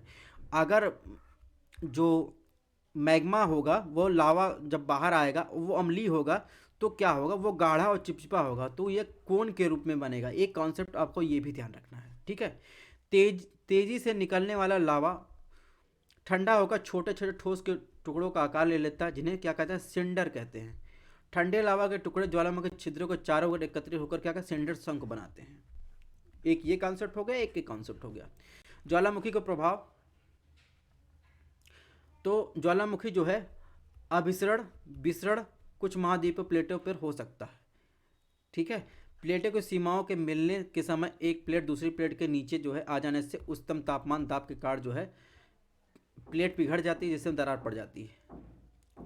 जो इसकी बात कर रहा है इसको हम जो है अभी ज्वालामुखी कैसे बनता है इसको आगे चर्चा करते हैं। ठीक है, इससे आपको नहीं समझ में आएगा।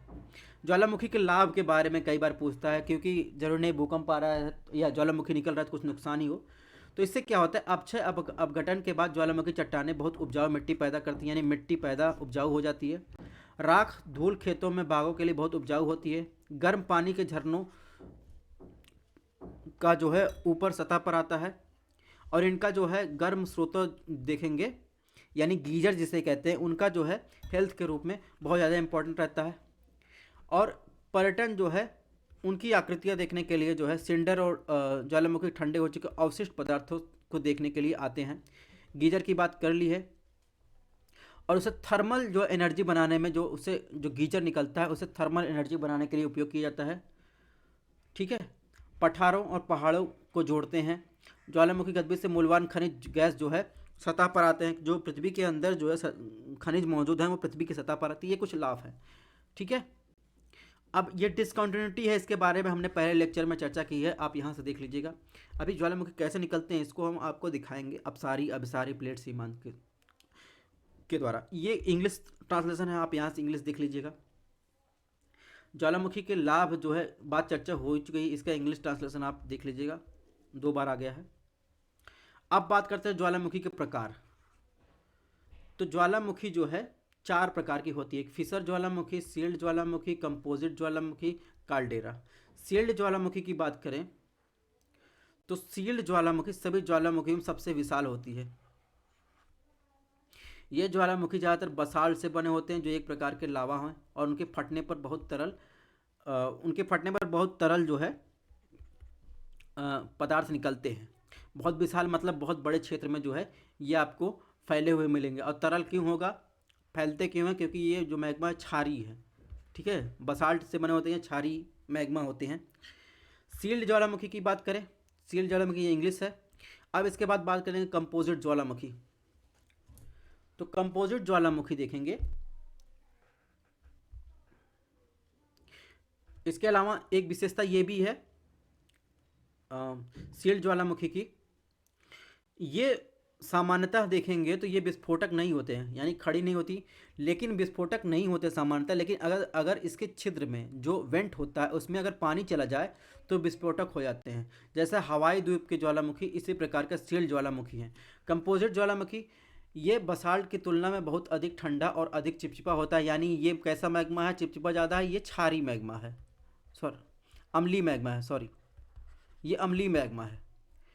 यह सामग्री पथों से गठन के लिए छिद्र वेंट के आसपास के क्षेत्र में जमा हो जाता है, और इससे क्या होता है, जब ये क्षारीय मैग्मा तो एक पर्वत निर्माण संरचना यानी ज्वालामुखी पर्वत का निर्माण होता है, और ये विनाशकारी प्लेट मार्जिन पर पाए जाते हैं, यानी डिस्ट्रक्टिव, यानी एक प्लेट जब दूसरे प्लेट के पास आ रही है तो वो से क्या डिस्ट्रक्टिव प्लेट मार्जिन होता है, डिस्ट्रक्टिव प्लेट बाउंड्री या अभिसारी प्लेट कहते हैं, और अब सारी 2 प्लेटों के सीमाओं पर आगे जो है उसे प्लेट मार्जिन कहते हैं। ऐसे ज्वालामुखी उदाहरणों के बाद माउंट फ्यूजी जापान में जो है आपको मिलेंगे। काल्डेरा, ये पृथ्वी के ज्वालामुखी सबसे विस्फोटक ज्वालामुखी हैं। आमतौर पर इतने विस्फोटक होते हैं जब वे फटते हैं तो किसी भी लंबे संरचना निर्माण के बजाय खुद ही पर वो गिर जाते हैं। इसके कारण जो है अवसादों को क्या कहा जाता है, कैल्डेरा कहा जाता है। जैसे महाराष्ट्र में लोनार झील जो देखेंगे, तो महाराष्ट्र का लोनार झील जो है वो तो काल्डेरा आपको दिखाई देगा, लेकिन वो जो संरचना है काल्डेरा है, लेकिन वो उल्का पिंड से बना हुआ है, ऐसा माना जाता है। इसके अलावा मिड ओशनिक रिज वोल्कानो, यह ज्वालामुखी समुद्री क्षेत्रों में पाया जाता है। 70,000 किलोमीटर से अधिक लंबी मध्य दरारों में एक सिस्टम है जो सभी महासागर बेसिन के माध्यम से फैली है, ठीक है। मध्य महासागर के बार बार विस्फोट होता रहता है। बेसाल्टिक यानी फ्लड बसाल्ट प्रोविंस की बात करें, ये ज्वालामुखी अत्यधिक द्रव लावा बाहर निकालते हैं जो लंबी दूरी तक बहते हैं। भारत का दक्कन पठार, महाराष्ट्र, अधिकांश पठार जो है बसाल्टिक लावा से निर्मित जो है संरचना है। तो कुल मिलाकर 2 प्रकार के जो है लावा निकलते हैं, एक क्षारीय एक अम्लीय होगा तो चिपचिपा होगा, गाढ़ा होगा, उससे ज्वालामुखी पर्वत का निर्माण होता है। क्षारीय होगा तो तरल होगा और वो बहुत दूर क्षेत्र में फैलेगा। ये कॉन्सेप्ट आपको कुछ याद रखें ना, ये रखें जो है, ये कॉन्सेप्ट याद रखना है, और कौन सा ज्वालामुखी विस्फोटक है कौन सा नहीं ये भी याद रखना है। तो ये इसका इंग्लिश ट्रांसलेशन। अब ये दिया है विस्फोटन के काल चक्र के आधार पर ज्वालामुखी के प्रकार: सक्रिय एक्टिव ज्वालामुखी, निष्क्रिय ज्वालामुखी, विलुप्त ज्वालामुखी। तो अब बात करें एक्टिव ज्वालामुखी की बात करें तो उसमें क्या अक्सर जो वो फटते रहते हैं, उसमें से अक्सर जो है वो फटते रहते हैं, अग्नि निकलती रहती है। जैसे माउंट स्ट्रोम्बोली जो सिसिली द्वीप के पास स्थित है, भूमध्य महासागर में स्ट्रोम्बोली में जो है स्थित है। तो ये गैसों के बादल इतना उत्पादन करते हैं कि इसमें भूमध्य सागर की लाइट हाउस के रूप में जाना जाता है, यानी ये हमेशा इसमें क्या होता है, हमेशा प्रकाश निकलता रहता है, हमेशा लावा निकलता रहता है। Mount Saint Helens Washington USA में स्थित है, माउंट एटली सिसिली में स्थित है, ठीक है। तो ये इसके इंग्लिश में नाम है, अगर आपको ना हिंदी में समझ में आ रहा हो तो हिंदी में देख लीजिएगा, जो विस्फोट के आधार पर ज्वालामुखी के प्रकार लिखे गए हैं। अब निष्क्रिय ज्वालामुखी ऐसे ज्वालामुखी जो विलुप्त नहीं है लेकिन हाल ही में जो है फटे नहीं हुए हैं, वो निष्क्रिय हैं, भविष्य में फट सकते हैं। जैसे माउंट किलिमंजारो तंजानिया में स्थित है, अफ्रीका का सबसे ऊंचा पर्वत, अकेला खड़ा हुआ पर्वत। ठीक है। और विलुप्त ज्वालामुखी यानी वो जो निष्क्रिय हैं ऐसे ज्वालामुखी जिनसे बहुत लंबे समय से जो है उद्गार नहीं हुआ है। ज़्यादातर मामलों में ज्वालामुखी का गड्ढा पानी से भर जाता है जिससे ये एक लेक बन जाती है। ठीक है। ज्वालामुखी से संबंधित कुछ शब्द की बात करें तो जो है टिफ्रा। टिफ्रा क्या है? संपूर्ण ज्वालामुखी पदार्थ जैसे राख, लम्स, ज्वालामुखी बम, ज्वालामुखी ब्लॉक, लेपली आदि टिफ्रा कहलाता है। ज्वालामुखी बम की बात करें तो ये चिपचिपे गोले आकार आधे अर्धवृत्त टुकड़े जिन्हें ज्वालामुखी बम कहा जाता है। ठीक है। लेपली क्या होता है? लेपली होता है लेपली का छोटे पत्थर जिन्हें ठोस या पिघली हुई अवस्था में निकाला जा सकता है। ज्वालामुखी राख क्या होती है? ये राख कठोर और अपघर्षक प्रकार की होती है जो चट्टान के खड़ों और खनिजों वाले ज्वालामुखी कांच के टुकड़ों से बनी होती है। जब राख जमीन पर गिरती है तो इसे ज्वालामुखी ऐश फॉल कहा जाता है। बादलों में कभी कभी इसका हिमस्खलन कहा जाता है, यानी एवलांस के रूप में कहा जाता है, बादलों में होती है। अब बात करेंगे, एक है पायरोक्लास्टिक्स। एक सेकंड। पायरोक्लास्टिक जो है एक ज्वालामुखी विस्फोट और ज्वालामुखी उत्सर्ग के से निर्मित खंडित यानी क्लास्टिक चट्टान है। पीलो लावा, पानी के अंदर लावा से बनी बोरी जैसी संरचना। ठीक है। तो कुछ ये जो है शब्द हैं, कभी कभार आ जाते हैं क्योंकि न्यूज़ में रहते हैं तो आ जाते हैं। तो ये इसका इंग्लिश ट्रांसलेशन है, आप इंग्लिश देख लीजिएगा।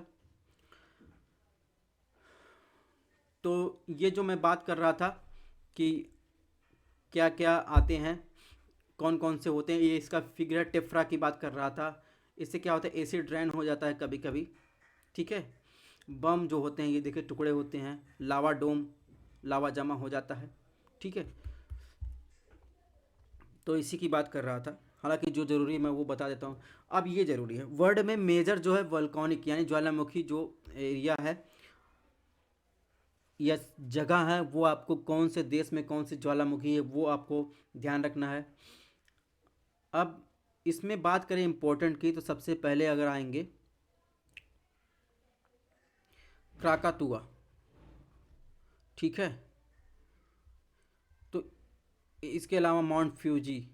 तो ये ऐसे जो स्ट्रॉम्बेली, विसुयस और इसके अलावा इधर कैरेबियन सी में जो इम्पोर्टेंट ज्वालामुखी है और प्रशांत महासागर में ज्वालामुखी सेंट हेलेना की बात कर रहे हैं, तो ये सब ज्वालामुखी आप देख लीजिए कौन से देश में कहाँ है, तो ये आपका काम है। अन्य महत्वपूर्ण ज्ञान की बात करें तो ये जो पूछा जाता है कभी कभी स्टेट पीसीएस में पूछा जाता है, यूपीएससी में मुश्किल से ही पूछा जाता है। संसार में 15 से अधिक जो है सक्रिय ज्वालामुखी है। ज्वालामुखी राख ज़्यादातर अम्लीय होती है। ठीक है। 2500 से अधिक वर्षों से इटली के स्ट्रॉम्बेली ज्वालामुखी फट रहा है। अब ये कथन दिया जाता है इसमें, ज्वालामुखी की जब पूजा ज्वालामुखी में कुछ कथन दिया जाएगा। 1883 में इंडोनेशिया का क्राकातोआ विस्फोट इतना जोर हुआ था कि विस्फोटक से 3000 मील दूर सुना गया था। तो ये ध्यान रखना, क्राकातोआ 1883 में बहुत ज़्यादा जोर से फटा था। हवाई द्वीप में मैनालोवा जो है पृथ्वी का सबसे लंबा ज्वालामुखी है, ये ध्यान रखना है। एक फैक्ट ये हो गया। इसका नाम वाइट माउंटेन है क्योंकि यह बर्फ़ से ढका हुआ है। बर्फ़ से ढका हुआ क्योंकि इसकी ऊंचाई ज़्यादा है, 4205 मीटर है। और माउंट किलिमंजारो पे भी आप जाएंगे ऊंचाई पर जो है बर्फ़ से ढका हुआ मिलेगा। अब आप कहेंगे माउंट किलिमंजारो तो अफ्रीका में है। अफ्रीका में है तो ज़्यादा गर्मी, क्योंकि कर्क मकर और भूमध्य रेखा जो है वहाँ से गुजरती है, तो वहाँ पर जो गर्मी पड़ती है, कैसे वो ढका हुआ है ऊंचाई के कारण, इतना ऊंचा है ना, इसीलिए जो है वहाँ पर बर्फ़ पाई जाती है। ठीक है। तो ये कुछ अन्य ज्ञान है, तो आप अगर ज्ञान चाहिए होगा तो पीडीएफ से देख लीजिएगा। अब बात करते हैं मैग्मा। ठीक है। तो अल्ट्रा जो है मैफिक बेसाल्टिक एंडीसिट, तो ये आप देख लीजिएगा। सिलिका की मात्रा के आधार पर जो है ये डिवाइड किया गया है, उसकी श्यानता। तो पृथ्वी की परपटी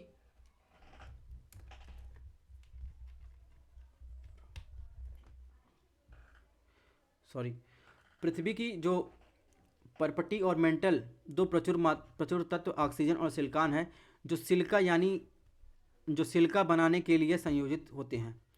तो पिघली हुई चट्टानों के अलावा क्रिस्टली और विकटित गैसों जैसे वाष्प, जलवाष्प, कार्बन डाइऑक्साइड, मामूली मात्रा में सल्फर, क्लोरीन आदि हो सकते हैं। तो ये आपका काम है, ये आप देख लीजिएगा। यानी उसकी विस्कोसिटी कितनी है, विस्फोटन कैसा होता है, जिसमें जो फेल्सिक हैं, मैग्मा है या मैफिक मैग्मा है, अल्ट्रा मैफिक मैग्मा है, कभी कभी पूछा जाता है। तो ये इंग्लिश में है, ठीक है। अब एक चीज़ इसमें ध्यान रखना है, सिलिका की मात्रा बढ़ने से मैग्मा का तापमान कम होता है। ये कॉन्सेप्ट इस चार्ट से देखकर पढ़ लीजिएगा। सिलिका सामग्री, सिलिका की मात्रा बढ़ना मैग्मा की विस्फोटक की प्रकृति को दर्शाता है। यानी जितना सिलिका की मात्रा अधिक उतना विस्फोटकता अधिक। सिलिका की मात्रा बढ़ने से मैग्मा की श्यानता यानी विस्कोसिटी कम हो जाती है। ऑप्शन दो मैग्मा सॉरी तीसरा है, सिलिका अक्सर मैग्मा कक्षों में इकट्ठा होता है, ज्वालामुखी हिस्सा बन जाता है, इसे प्लूटोन या बादल, प्लूटोन में बादल बदल जाता है, ठीक है। तो ये सब देख लीजिएगा, क्योंकि सब चीज़ जो है पढ़ाने में ज़्यादा लेक्चर लंबा हो जाएगा। ये उसका इंग्लिश ट्रांसलेशन है। अब मैग्मा कैसे निकलता है इसी में आपको बता देते हैं।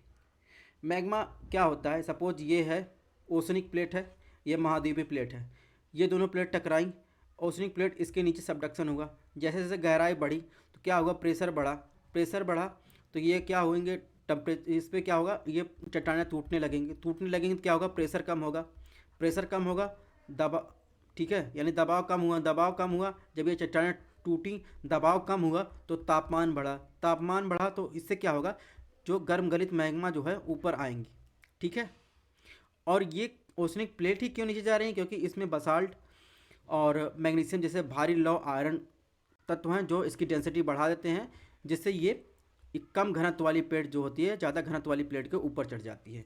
तो इसमें क्या होगा, जब ये मैग्मा बन गया, तो अब यहाँ देखते हैं मैग्मा बना, इसमें क्या हुआ, मैग्मा जो है ऊपर आया तो इसमें कन्वेक्शन करंट उत्पन्न, रेडियो एक्टिव पदार्थों के कारण जो है इसमें कन्वेक्शन सेल उत्पन्न हो जाता है जो लगातार गति होती रहती है। तो इसमें क्या हो, मैग्मा ऊपर आता है और इसी प्रकार जो है मैग्मा जो है ये मिड ओशनिक रिज का है, तो यहाँ पर जमता चला जाता है मैग्मा के प्रकार के फलस्वरूप। जैसे एसिडिक होगा तो माउंटेन बनेगा और बेसिक होगा तो जो है ये फैलता चला जाएगा। यानी अगर एक तरफ चट्टान, एक कॉन्सेप्ट और ध्यान रखना, एक तरफ चट्टान अगर फैल रही है तो दूसरी तरफ क्या होगा, सिकुड़ रही होगी। यानी एक तरफ दूर जा रही है तो दूसरी तरफ जो है पास आ रही होगी।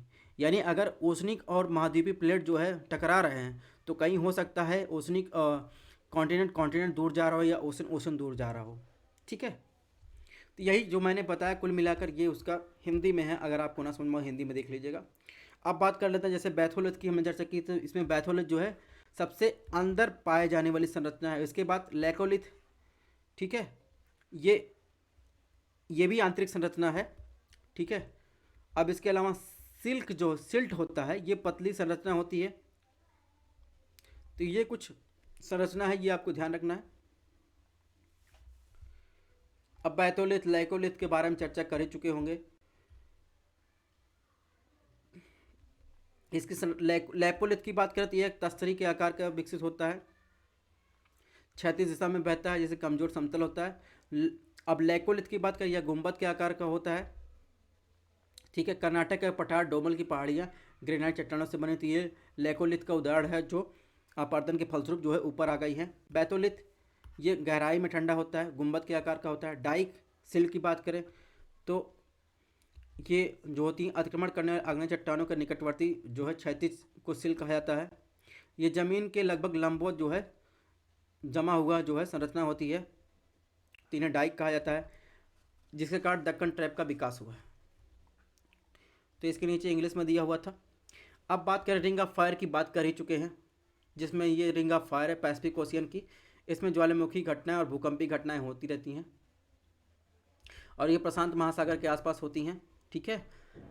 दक्षिण और उत्तर अमेरिका की बात करें, उत्तर अमेरिका और दक्षिण अमेरिका के पश्चिमी तट के साथ लगी हुई अलास्का, और एशिया की बात करें तो इसमें पूर्वी तट देखेंगे, इधर से न्यूजीलैंड और इधर अंटार्कटिका यहाँ तक फैली हुई हैं, ठीक है। इसमें क्या होता है, टेक्टोनिक प्रक्रिया के फलस्वरूप यानी प्लेट टेक्टोनिक के फलस्वरूप क्या होता है, सघन महासागरीय प्लेट टकराती हैं और हल्के महाद्वीपीय प्लेट के नीचे बैठ जाती है, जिसकी चर्चा हम लोग ज्वालामुखी कैसे बनता है उसमें बताए थे। यानी सघन महासागरीय प्लेट डेंसिटी ज़्यादा होती, भारी होती, वो हल्के जब तेजी से टकराएंगे तो क्या होगा, हल्का वाला ऊपर उठ जाएगा, जो भारी होगा वो नीचे धंस जाएगा। तो इसमें क्या होगा, मध्य महासागरीय पर्वत क्षेत्रों में भूकंप का केंद्र बिंदु उथली गहराई पर होता है, जबकि अल्पाइन जो है हिमालयी बेल्ट में साथ साथ प्रशांत रिंग में भूकंप केंद्र बिंदु गहराई में होता है। ठीक है, तो ये रिंग ऑफ फायर हो गया, ये इसका इंग्लिश ट्रांसलेशन है, आप इंग्लिश देख लीजिएगा। अब बात करते हैं कि प्लेट कितनी प्रकार के। प्लेट जो मैंने बताया ना कि जो ज्वालामुखी भूकंप आते हैं प्लेटों के टकराने से आते हैं। प्लेट 3 प्रकार की होती है। एक conversion plate boundary. Conversion plate boundary का मतलब होता है जब दो प्लेटें एक दूसरे के पास आ रही हों। दूसरा होता है diversion plate boundary. Diversion plate boundary का मतलब होता है जब एक प्लेट दूसरी प्लेट से दूर जा रही हो। तीसरा होता है transform plate boundary. Transform plate boundary का मतलब होता है जब एक प्लेट दूसरे प्लेट के पैरेलल जो है गति कर रही हों। और जो अभी सीरिया और वहाँ पे क्या कहते हैं टर्की में जो भूकंप आया है वो किस कारण आया है? ट्रांसफॉर्म प्लेट बाउंड्री जो है मिड कॉन्टिनेंट पर स्थित है। ठीक है, तो इस प्रकार जो है ये होती है। अब बात करें जो कन्वर्जन प्लेट बाउंड्री होती है उनके द्वारा क्या क्या हो सकता है। तो कन्वर्जन प्लेट बाउंड्री जो होती हैं वो 3 प्रकार की होती हैं, यानी महासागरी महाद्वीपीय प्लेट, महासागरी महाद्वीपी महाद्वीपी, यानी महासागर महाद्वीप एक दूसरे के पास आएंगे, महासागर महासागर आएंगे, महाद्वीप महाद्वीप आएंगे। ठीक है, डाइवर्जन प्लेट बाउंड्री से क्या बनेगा? रिफ्ट वैली बनती है, मिड ओशनिक रिज बनता है। ठीक है, यानी एक प्लेट दूसरे प्लेट से दूर जाने से क्या होता है? मैग्मा ऊपर आता है, सतह पर जमा होता जाता है, इससे क्या मिड अटलांटिक रिज बनता है। ठीक है, इससे क्या बनता है? इसका प्रभाव क्या होता है जब ओशनिक क्रस्ट और ओशनिक जो क्रस्ट हो कॉन्टिनेंट क्रस्ट यानी महासागर महाद्वीप एक दूसरे के पास आते हैं तो क्या होता है? तो उससे क्या होगा? फोल्ड माउंटेन बनेगा, ज्वालामुखी घटना होगी, ट्रेंच का निर्माण होगा, भूकंप आएंगे। और महासागर महासागर जो है एक दूसरे के पास आएंगे तो क्या होगा? ज्वालामुखी श्रृंखला बनेगी। ठीक है, और भूकंप आएंगे, ज्वालामुखी माउंटेन भी बन सकते हैं। इसके अलावा ज्वालामुखी, अब बात करेंगे महाद्वीप महाद्वीप पास आएंगे तो फोल्ड माउंटेन बनेंगे। ठीक है, हाई प्लेटू का निर्माण होगा। और पैरेलल जो ट्रांसफॉर्म प्लेट बाउंड्री होती है उससे क्या होगा? इससे जो है रिफ्ट वैली बनती है। इससे एक प्लेट दूसरे प्लेट के पैरेलल चलती है तो क्या बनती है? रिफ्ट बनेगी। जैसे सैन एंड्रियाज की खाड़ी क्या है? ट्रांसफॉर्म प्लेट बाउंड्री का उदाहरण है। सीरिया और टर्की का भूकंप ट्रांसफॉर्म प्लेट बाउंड्री का उदाहरण है। और इसके अलावा भूकंप भी आते हैं। ठीक है, डाइवर्जन प्लेट बाउंड्री, यानी एक प्लेट जब दूसरे प्लेट से दूर जाएगी इसे क्या कहेंगे? कंस्ट्रक्टिव प्लेट बाउंड्री, यानी जब ये प्लेटें एक प्लेट से दूर जाएंगे तो कुछ ना कुछ बनेगा। जैसे मिड ओशनिक रिज नई सतह बन रही है तो इसे कंस्ट्रक्टिव या संरचनात्मक प्लेट बाउंड्री कहते हैं। और एक प्लेट दूसरे प्लेट के पास आएंगे तो कुछ ना कुछ तोड़े फोड़ेंगे तो इसे डिस्ट्रक्टिव प्लेट बाउंड्री कहते हैं। तो ये हो गई सामान्य जानकारी। अब क्या होता है, व्हाट हैपन होता है जब कन्वर्जन डाइवर्जन ट्रांसफॉर्म, इसके बारे में हमने बता ही दिया है तो आप वहाँ से देख सकते हैं। अब बात करें कि हमने जो एंडोजेनिक प्रोसेस पूरा डिस्कस कर लिया है। ठीक है, जितना आपके लिए डेस्कटॉपिज्म, सडन भूकंप, ज्वालामुखी और महाद्वीप का बनना या माउंटेन कैसे बनते हैं, जिन्हें इसके पहले मैंने बताया, महाद्वीप कैसे बनते हैं इसको बता दिया। अब बात करेंगे एक्सोजेनिक, जिसमें अपर्दन अपक्षयण शामिल है। ठीक है, तो बात करें एक्सोजेनिक प्रोसेस या बहिर्जनित प्रक्रिया, वो जो एक्सोजेनिक फोर्स होता है या बल होता है या प्रोसेस होता है वो 3 प्रकार से काम करता है। वेदरिंग, मास मूवमेंट यानी बृहद क्षण, इरोजन एंड डिपोजिशन जो होता है लैंडफॉर्म को बनाने के लिए वेरियस एजेंट काम करते हैं। तो वेदरिंग जो होता है वो यानी अपर्दन जो होता है वो उसमें बात करें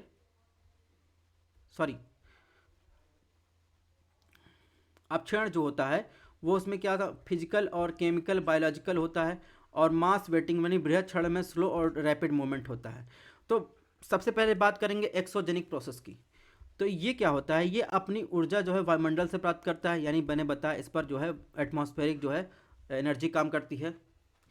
जो गुरुत्वाकर्षण जो बल और ढाल की दिशा के अनुरूप जो है प्रवणता बनता है। अपक्षय द्रव्य संचरण, अपरदन और निक्षेपण का मूल कारण है और पदार्थों का तनाव बढ़ाता है। सभी जो एक्सोजेनिक प्रोसेस होती है वो डेनुडेशन के अंतर्गत आती हैं। और डेनुडेशन के अंतर्गत अपरदन और निक्षेपण दोनों होता है। अपरदन कैसी प्रक्रिया है? अब इसमें क्या ध्यान रख, अपरदन जो है एक गत्यात्मक प्रक्रिया है और निक्षेपण कैसी प्रक्रिया है, निक्षेपण एक स्थैतिक प्रक्रिया है। यानी इसमें ग्रेविटेशनल फोर्स के साथ जो कण जो है नीचे आ जाते हैं, अपरदन कर गति करते रहते हैं। स्थैतिक निक्षेपण क्या होता है, ये चट्टान टूट फूट कर एक ही स्थान पर इकट्ठित होता है, तो निक्षेपण ये स्थैतिक प्रक्रिया है, ये आपको ध्यान रखना है। ठीक है, बाकी चार्ट को आपको देखना हो देख लीजिए, जो जरूरी वो मैं बता रहा हूँ। ये इसका इंग्लिश रूपांतरण है। अब इसमें काइनेटिक और ये सब के बारे में इतना पूछा नहीं जाता प्री में। अब बात करेंगे अपक्षय की। विभिन्न तत्वों की क्रियाओं के माध्यम चट्टानों की यांत्रिक विघटन और रासायनिक अपघटन को अपक्षय कहा जाता है। अपक्षय में पदार्थों की कोई गति नहीं होती है, यह स्थैतिक होती है। ठीक है, निक्षेपण और यह स्वास्थानी या इन सीटू ऑन सीटू यानी अपने स्थान पर होती है। अपक्षय गहराई को प्रभावित करने वाले कारक भौगोलिक संरचना, जलवायु, स्थलाकृत वनस्पति। ठीक है, ये इसका इंग्लिश ट्रांसलेशन है। अपक्षय अपरदन में या एक्सोजेनिक प्रोसेस में जो है देखेंगे तो आपके इसमें क्या पूछा जाता है, लैंड फॉर्म से रिलेटेड क्वेश्चन पूछे जाते हैं। अपक्षय के प्रकार की बात करेंगे तो भौतिक, जैविक, रासायनिक, फिजिकल, बायोलॉजिकल और केमिकल। भौतिक में क्या होता है, तापीय परिवर्तन, बार बार तापमान में परिवर्तन कारण जो होता है, बदलाव कारण चट्टानों में दाब का बढ़ना और दरारें फटना, चट्टानों को टूटना व दरारें पड़ना शामिल है। और फ्रॉस्ट एक्शन जो होता है, चट्टानों के नुकीले कोड़ी टुकड़े में टूट जाते हैं, दाब कम करना। हाइड्रोलिक प्रक्रिया जो है ये भी भौतिक जो है अपक्षय का कारण बनती है, बार बार जो है गीला करना, तनाव कम करना। तो ठीक है, जैविक प्रक्रिया में क्या होता है, जो जीव और दीमक के कारण जो अपक्षयण होता है। ठीक है, रासायनिक में क्या होता है, जल और विभिन्न कार्बनिक अम्लों के विघटन से क्या होता है, जैसे अगर बात करें हवा पानी का और हाइड्रोजन के साथ जो अपक्रिया करके जो है केमिकल रिएक्शन के कारण जो अपक्षयण हो रहा है, उसके कारण वो केमिकल जो है अपक्षयण में रखा जाता है। तो ये इसका इंग्लिश रूपांतरण है। अपक्षय का महत्व की बात करें तो जो होता है, यानी वेदरिंग के महत्व की बात करें तो कटाव और जमाव के साथ मिट्टी का निर्माण भी अपक्षय से होता है।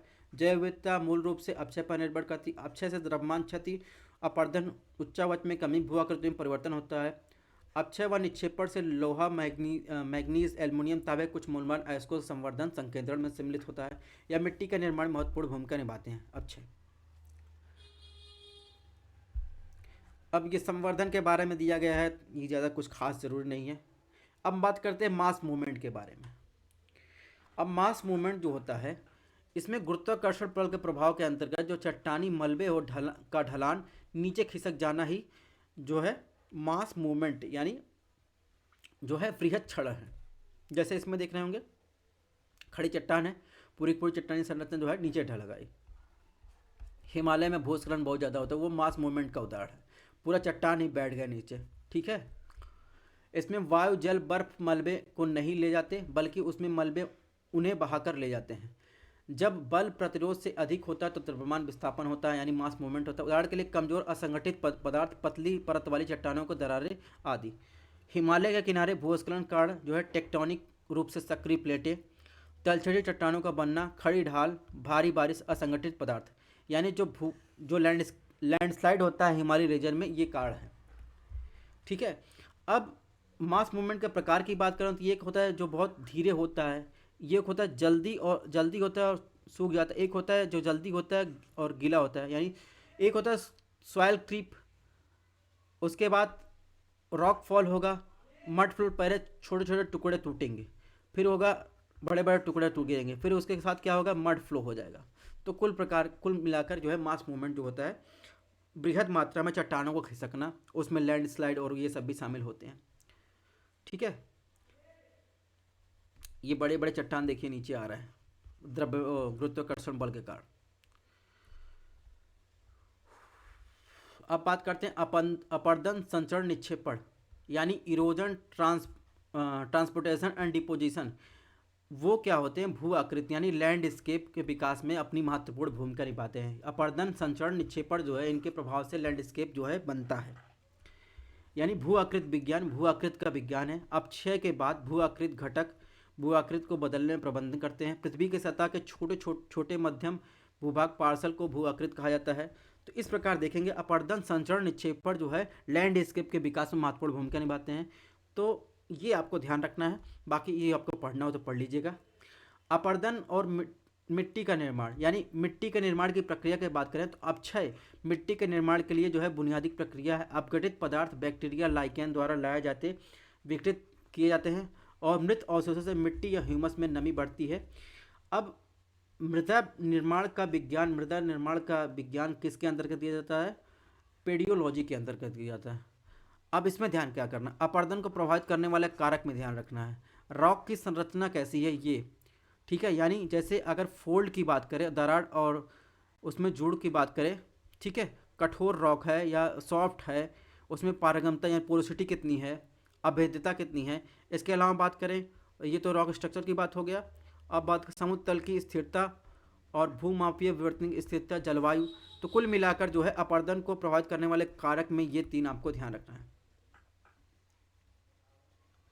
ठीक है। अब लैंडस्केप की बात करेंगे तो ये आपको जो है बहता पानी, इसके कारण क्या क्या बन सकता है, ये आपको जो है ध्यान रखना है।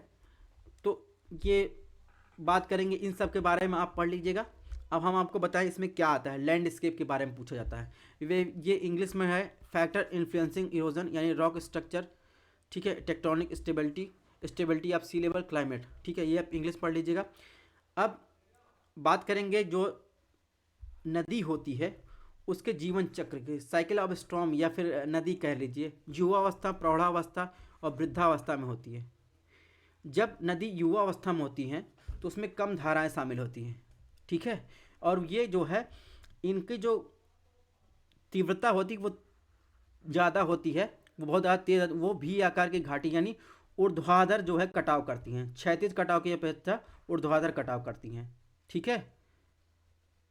झरने और छिप्र आम रूप में पाई जाती हैं, ठीक है, ये इसका इंग्लिश में है। जब नदियाँ प्रौढ़ अवस्था में आती हैं, यानी जैसे गंगा नदी है, ठीक है, जब वो गंगा नदी अपने मूल स्रोत से निकली होगी, मूल स्रोत का मतलब वो तो देवप्रयाग से निकल रही है, लेकिन जब वो भागीरथी अलकनंदा जहाँ से निकली होगी सपोज, तो वो तो एकल नदी है, तो वहाँ पर बहुत ज़्यादा कम धाराएं हैं। जैसे जैसे वो मैदानी इलाकों में आएंगी, प्रौढ़ावस्था में आती हैं, तो उसमें बहुत सारी धाराएं मिलती जाती हैं और धाराओं का अधिक एकीकरण होता है, तो वी आकार की घाटियाँ जो है वो धीरे धीरे जैसे बाढ़ के मैदान में जो है पहुँचेंगी, तो वो क्या होंगी, वो ऊर्ध्वाधर अपरदन से क्या होगा, उनकी जो वी आकार घाटी यू आकार की घाटी में परिवर्तित होती चली जाएगी, ठीक है, और वो उन पर विसर्पण जो है चालू हो जाएगा और उसमें ढलान झरने जो है नहीं पाए जाएंगे। झरने कहाँ पाए जाएंगे, वी जो युवावस्था में पाए जाएंगे। वृद्धावस्था में क्या होती है, छोटी सहायक नदियाँ जो है आकर मिलती हैं, संख्या में बहुत कम होती है, बाढ़ के मैदान जो है आम है। प्रकृति लेविज और गोखुर झील जो है पाए जाते हैं, यानी गोखुर झील जो है ओल्ड स्टेज की विशेषता है। इसमें आपको बस इतना ही ध्यान रखना है, बाकी आप इंटरेस्टेड है तो आप पढ़ सकते हैं। अब इसमें क्या है, जो पानी है यानी जो है रिवर द्वारा अपरदन के फलस्वरूप बनी अस्त्राकृत के बारे में पूछा है। तो रिवर टेरेस जो है ये जो है रिवर के अपरदन से बनती है, बस में ध्यान रखना है, ये जो टेरेस बना है ये रिवर के अपरदन से बना हुआ है, ठीक है। बाकी आप इसमें जो है पढ़ लीजिए, उसके कारण नहीं पूछता है, इसमें पूछता है किसके कारण बना है। मियंडर यानी विसर्पण जो होता है, तो विसर्प के निर्माण काल की बात कर, समान ढाल, असंगठित पदार्थ, अनियमितता, कोरियालिस बल, नदी के किनारों पर थोड़ी अनियमितता, ठीक है। पोर्ट होल्स ये भी इरोजन के कारण बनते हैं, नदी इरोजन कारण। पोल्स यानी कुंड भी, गॉर्ज भी नदी के इरोजन के कारण बनते हैं। कैनियन नदी के इरोजन के कारण बनते हैं। अब कैनियन की विशेषता क्या है, सीढ़ी नुमा जो है आकृति होती है, शीर्ष चौड़ा होता है, तल संकीर्ण होता है, ठीक है, लंबाई में लंबा होता है, शुष्क क्षेत्रों में पाया जाता है, जैसे ग्रैंड कैनियन। गॉर्ज क्या है, खड़ी ढाल होती है, ऊपर से नीचे को समान जो है चौड़ाई होती है, जैसे नर्मदा जो है आप देख जाएंगे गॉर्ज लंबाई में छोटे होते हैं, वे अर्थ उस भूमि में पाए जाते हैं, जैसे ब्रह्मपुत्र गॉर्ज की बात करें, ठीक है। कुल मिलाकर ये आपको ध्यान रखना है, पोल्स, गॉर्ज, कैनियन ये नदी अपरदन द्वारा बनते हैं, यही पूछा जाता है, ठीक है। ये संरचना जो देख रहे हैं नदी के अपरदन द्वारा है। ये ग्रैंड कैनियन है, ठीक है, आंध्रा का है कैनियन, ये गोखुर झील है, ठीक है। अब बात करते हैं, ये उसका इंग्लिश रूपांतरण है। अब बात करते हैं, ये तो हो गया अपरदन द्वारा बनी संरचना। अब नदी द्वारा यानी रिवर द्वारा जो है निक्षेपी डिपोजिशनल लैंडफॉर्म की बात करें तो जलोल मैदान डिपोजिशनल लैंडफॉर्म है, जलोल पंख डिपोजिशनल लैंडफॉर्म है, डेल्टा निक्षेपित यानी पानी द्वारा निक्षेपण स्थलाकृत है। अब इसकी विशेषता आप देख लीजिएगा, डेल्टा क्या होता है, जलोढ़ मैदान क्या होता है, ये आप देख लीजिएगा। इसके अलावा प्राकृतिक लेविज और पॉइंट बर्ड्स, गुम्फित जलमार्ग, ये सब क्या है, डिपोजिशन लैंडफॉर्म है। तो आपको ये ध्यान रखना है कौन सा डिपोजिशनल लैंडफॉर्म है नदी द्वारा, कौन सा इरोजनल लैंडफॉर्म है। बाकी उसके बारे में पढ़ें, या आपको इंटरेस्ट हो तो पढ़ लीजिए, ये उसका इंग्लिश ट्रांसलेशन है।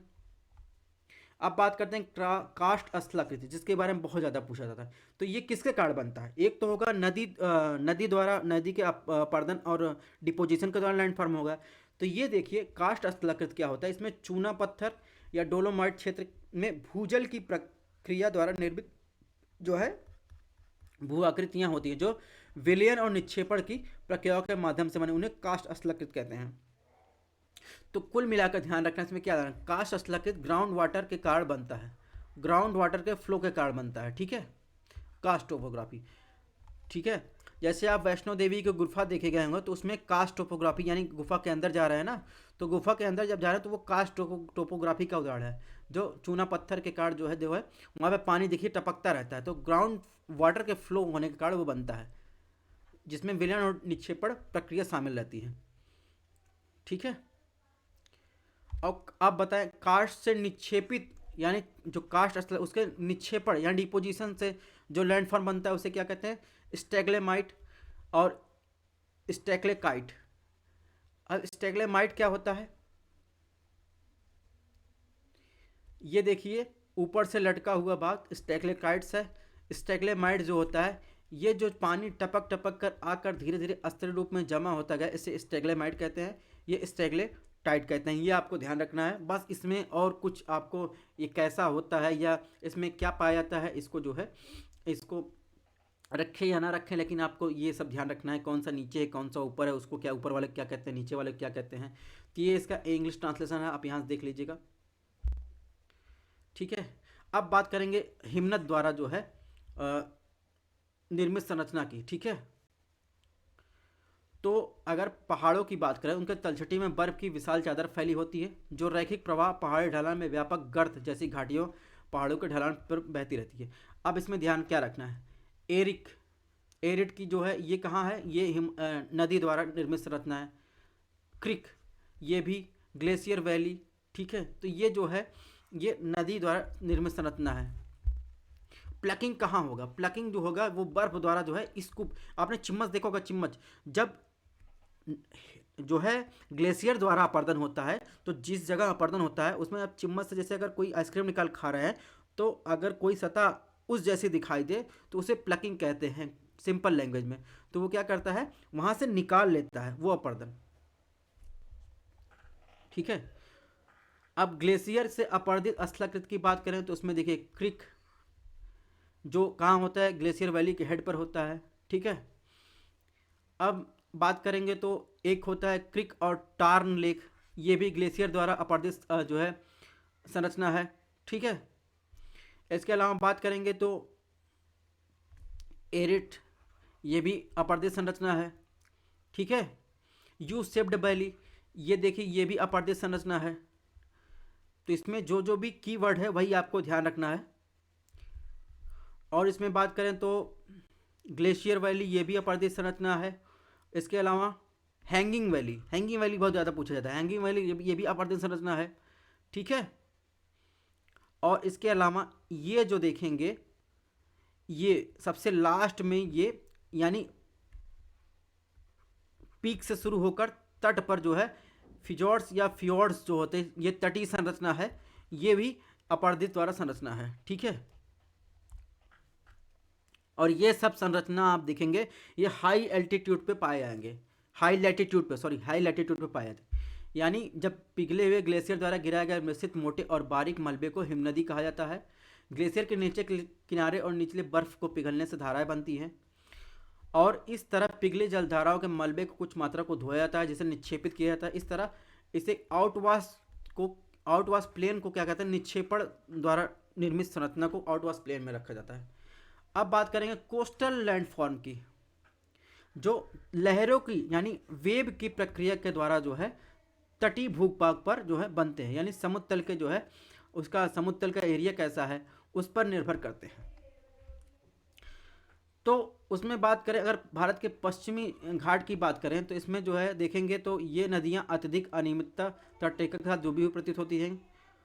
तो हिमनदी घाटियाँ जो है फिजोर्स, यानी जो तटीय संरचना की बात करें तो फिजोर्स बनाती हैं।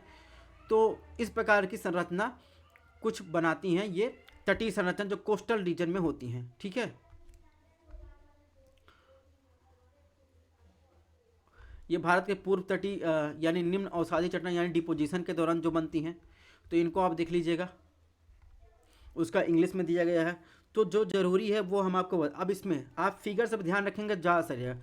कोस्ट लाइन डिपोजिशन यानी निक्षेपण के दौरान जो कोस्ट में असलाकृत बनती है, और इरोजन के दौरान जो कोस्ट में असलाकृत बनती है, यानी सी आर्च ये इरोजन के दौरान, सी केव ये इरोजन के दौरान, सी स्टैक ये इरोजन के दौरान है। ठीक है, क्लिफ ये इरोजन के दौरान है, बीचेज ये भी इरोजन के दौरान है। ठीक है, अब इसमें क्या होता है, बीच स्कार्प की बात करें ये डिपोजिशन के दौरान, क्रिस्ट ये जो है डिपोजिशन के दौरान, ड्यून्स ये डिपोजिशन के दौरान है। तो यही चीज़ आपको ध्यान रखना है। तटीय क्षेत्रों में अपर्दित स्थलाकृतियों की बात करें तो अपर्दित स्थलाकृतियाँ क्या है, टोम्बोलो, स्पिट्स जो है, बैरियर आइलैंड। ठीक है, तो ये क्या है, अपर्दित स्थलाकृत है। इनके बारे में आप यहाँ से पढ़ लीजिएगा। तो ये इसका इंग्लिश ट्रांसलेशन है। ठीक है, बाकी आप फिगर से आप ध्यान रखिएगा कौन सा डिपोजिशनल है, कौन सा क्या है। तटीय क्षेत्रों में अगर डिपोजिशनल लैंडफॉर्म की बात करें उससे क्या बनता है, जिसकी चर्चा हम लोग कर ही चुके हैं। ठीक है, यानी सिंगल फुलिन बीच ये सब जो है डिपोजिशनल के जो है लैंडफॉर्म है। अब बात करते हैं विंड द्वारा जो है, उनके द्वारा जो लैंडफॉर्म बनते हैं डिपोजिशनल या इरोजनल, उनके बारे में बात करते हैं। तो पवन गर्म रेगिस्तान में दो प्रमुख घटकों में से एक है। पवनें अपस्फीतिक और घर्षण के प्रभाव कण बनती हैं। ठीक है, अपस्फीतिक में क्या होता है, चट्टानों की सतह धूल और छोटे कणों को ऊपर उठना, बाहर निकलना। उनके प्रभाव से विशाल बल उत्पन्न होता है, तब लगता है जब रेत चट्टान की सतह या उसके विरुद्ध कर उठती है। ठीक है, ढलानों के समांतर पीछे हटने या पहाड़ के मोर्चे पेडिमेंट्स के और धीरे धीरे पहाड़ इंसेलबर्ग के रूप में हो जाते हैं। ये पहाड़ अवशेष होते हैं। आपने ऑस्ट्रेलिया में जो शुष्क क्षेत्र है, आपने खड़े पहाड़ देखे होंगे, उसे इंसेलबर्ग कहा जाता है। ठीक है, पवनों द्वारा अपर्दित संरचना की बात कर लेते हैं। मशरूम रॉक देखेंगे तो ये पवन द्वारा अपर्दित संरचना है। ठीक है, इसके अलावा और सारी दी गई हैं, इसमें आप देख सकते हैं। तो इसमें देखेंगे ये जो है रेगिस्तान में पवनों द्वारा जो है अपर्दित संरचना और डिपोजिशनल संरचना के बारे में बात किया गया है। ये अपर्दित संरचना है, इसका ये इंग्लिश ट्रांसलेशन है। अब बात करेंगे, वो तो अपर्दित संरचना थी, ये डिपोजिशनल लैंडफॉर्म की बात कर रहा है।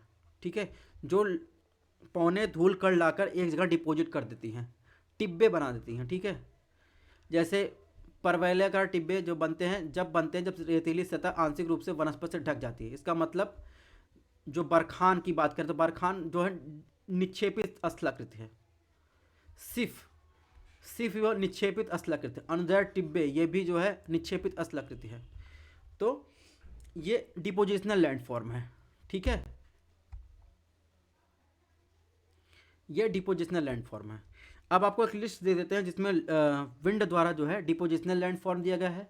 ठीक है, यानी ये इरोजनल लैंडफॉर्म है, इसको रट लीजिएगा, जुआंग, यारडांग, तो इंसेलबर्ग और ब्लो आउट्स, डेजर्ट पेवेंट्स, तो ये सब जो है इरोजनल लैंडफॉर्म है। इसके अलावा हवा द्वारा देखेंगे शुष्क जो है अर्ध शुष्क रीजन में डिपोजिशन लैंडफॉर्म देखेंगे, erg, barchan, ripples, dunes, star dunes, longitudinal dunes, ये डिपोजिशन। तो आपको जितना हो सके शॉर्ट फॉर्म में प्री के लिए तैयार करना है, और पढ़ने के लिए जब प्री निकल जाए तब आप पढ़िएगा, या आपको अगर इंटरेस्ट है तो मैं PDF शेयर कर दूंगा, आप वहाँ से पढ़ लीजिएगा।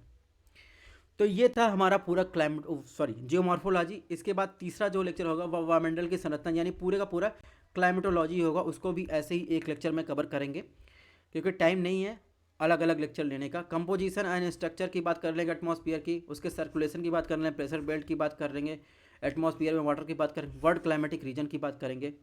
इस प्रकार जो है ये हमारा जो मॉर्फोलॉजी ख़त्म हुआ, आपको ये टेस्ट कैसे, सॉरी, ये रिवीजन सीरीज कैसी लगी, आप जो है कमेंट में ज़रूर बताइएगा। इसकी पीडीएफ हमारे टेलीग्राम चैनल पर मिल जाएगी। अगर थोड़ा सा भी पसंद आया हो तो टेस्ट को लाइक, सब्सक्राइब, शेयर जरूर कीजिएगा। और टेस्ट चल रही है, आप वहाँ से टेस्ट सॉल्व कर सकते हैं। मिलते हैं नेक्स्ट रिवीजन सीरीज में।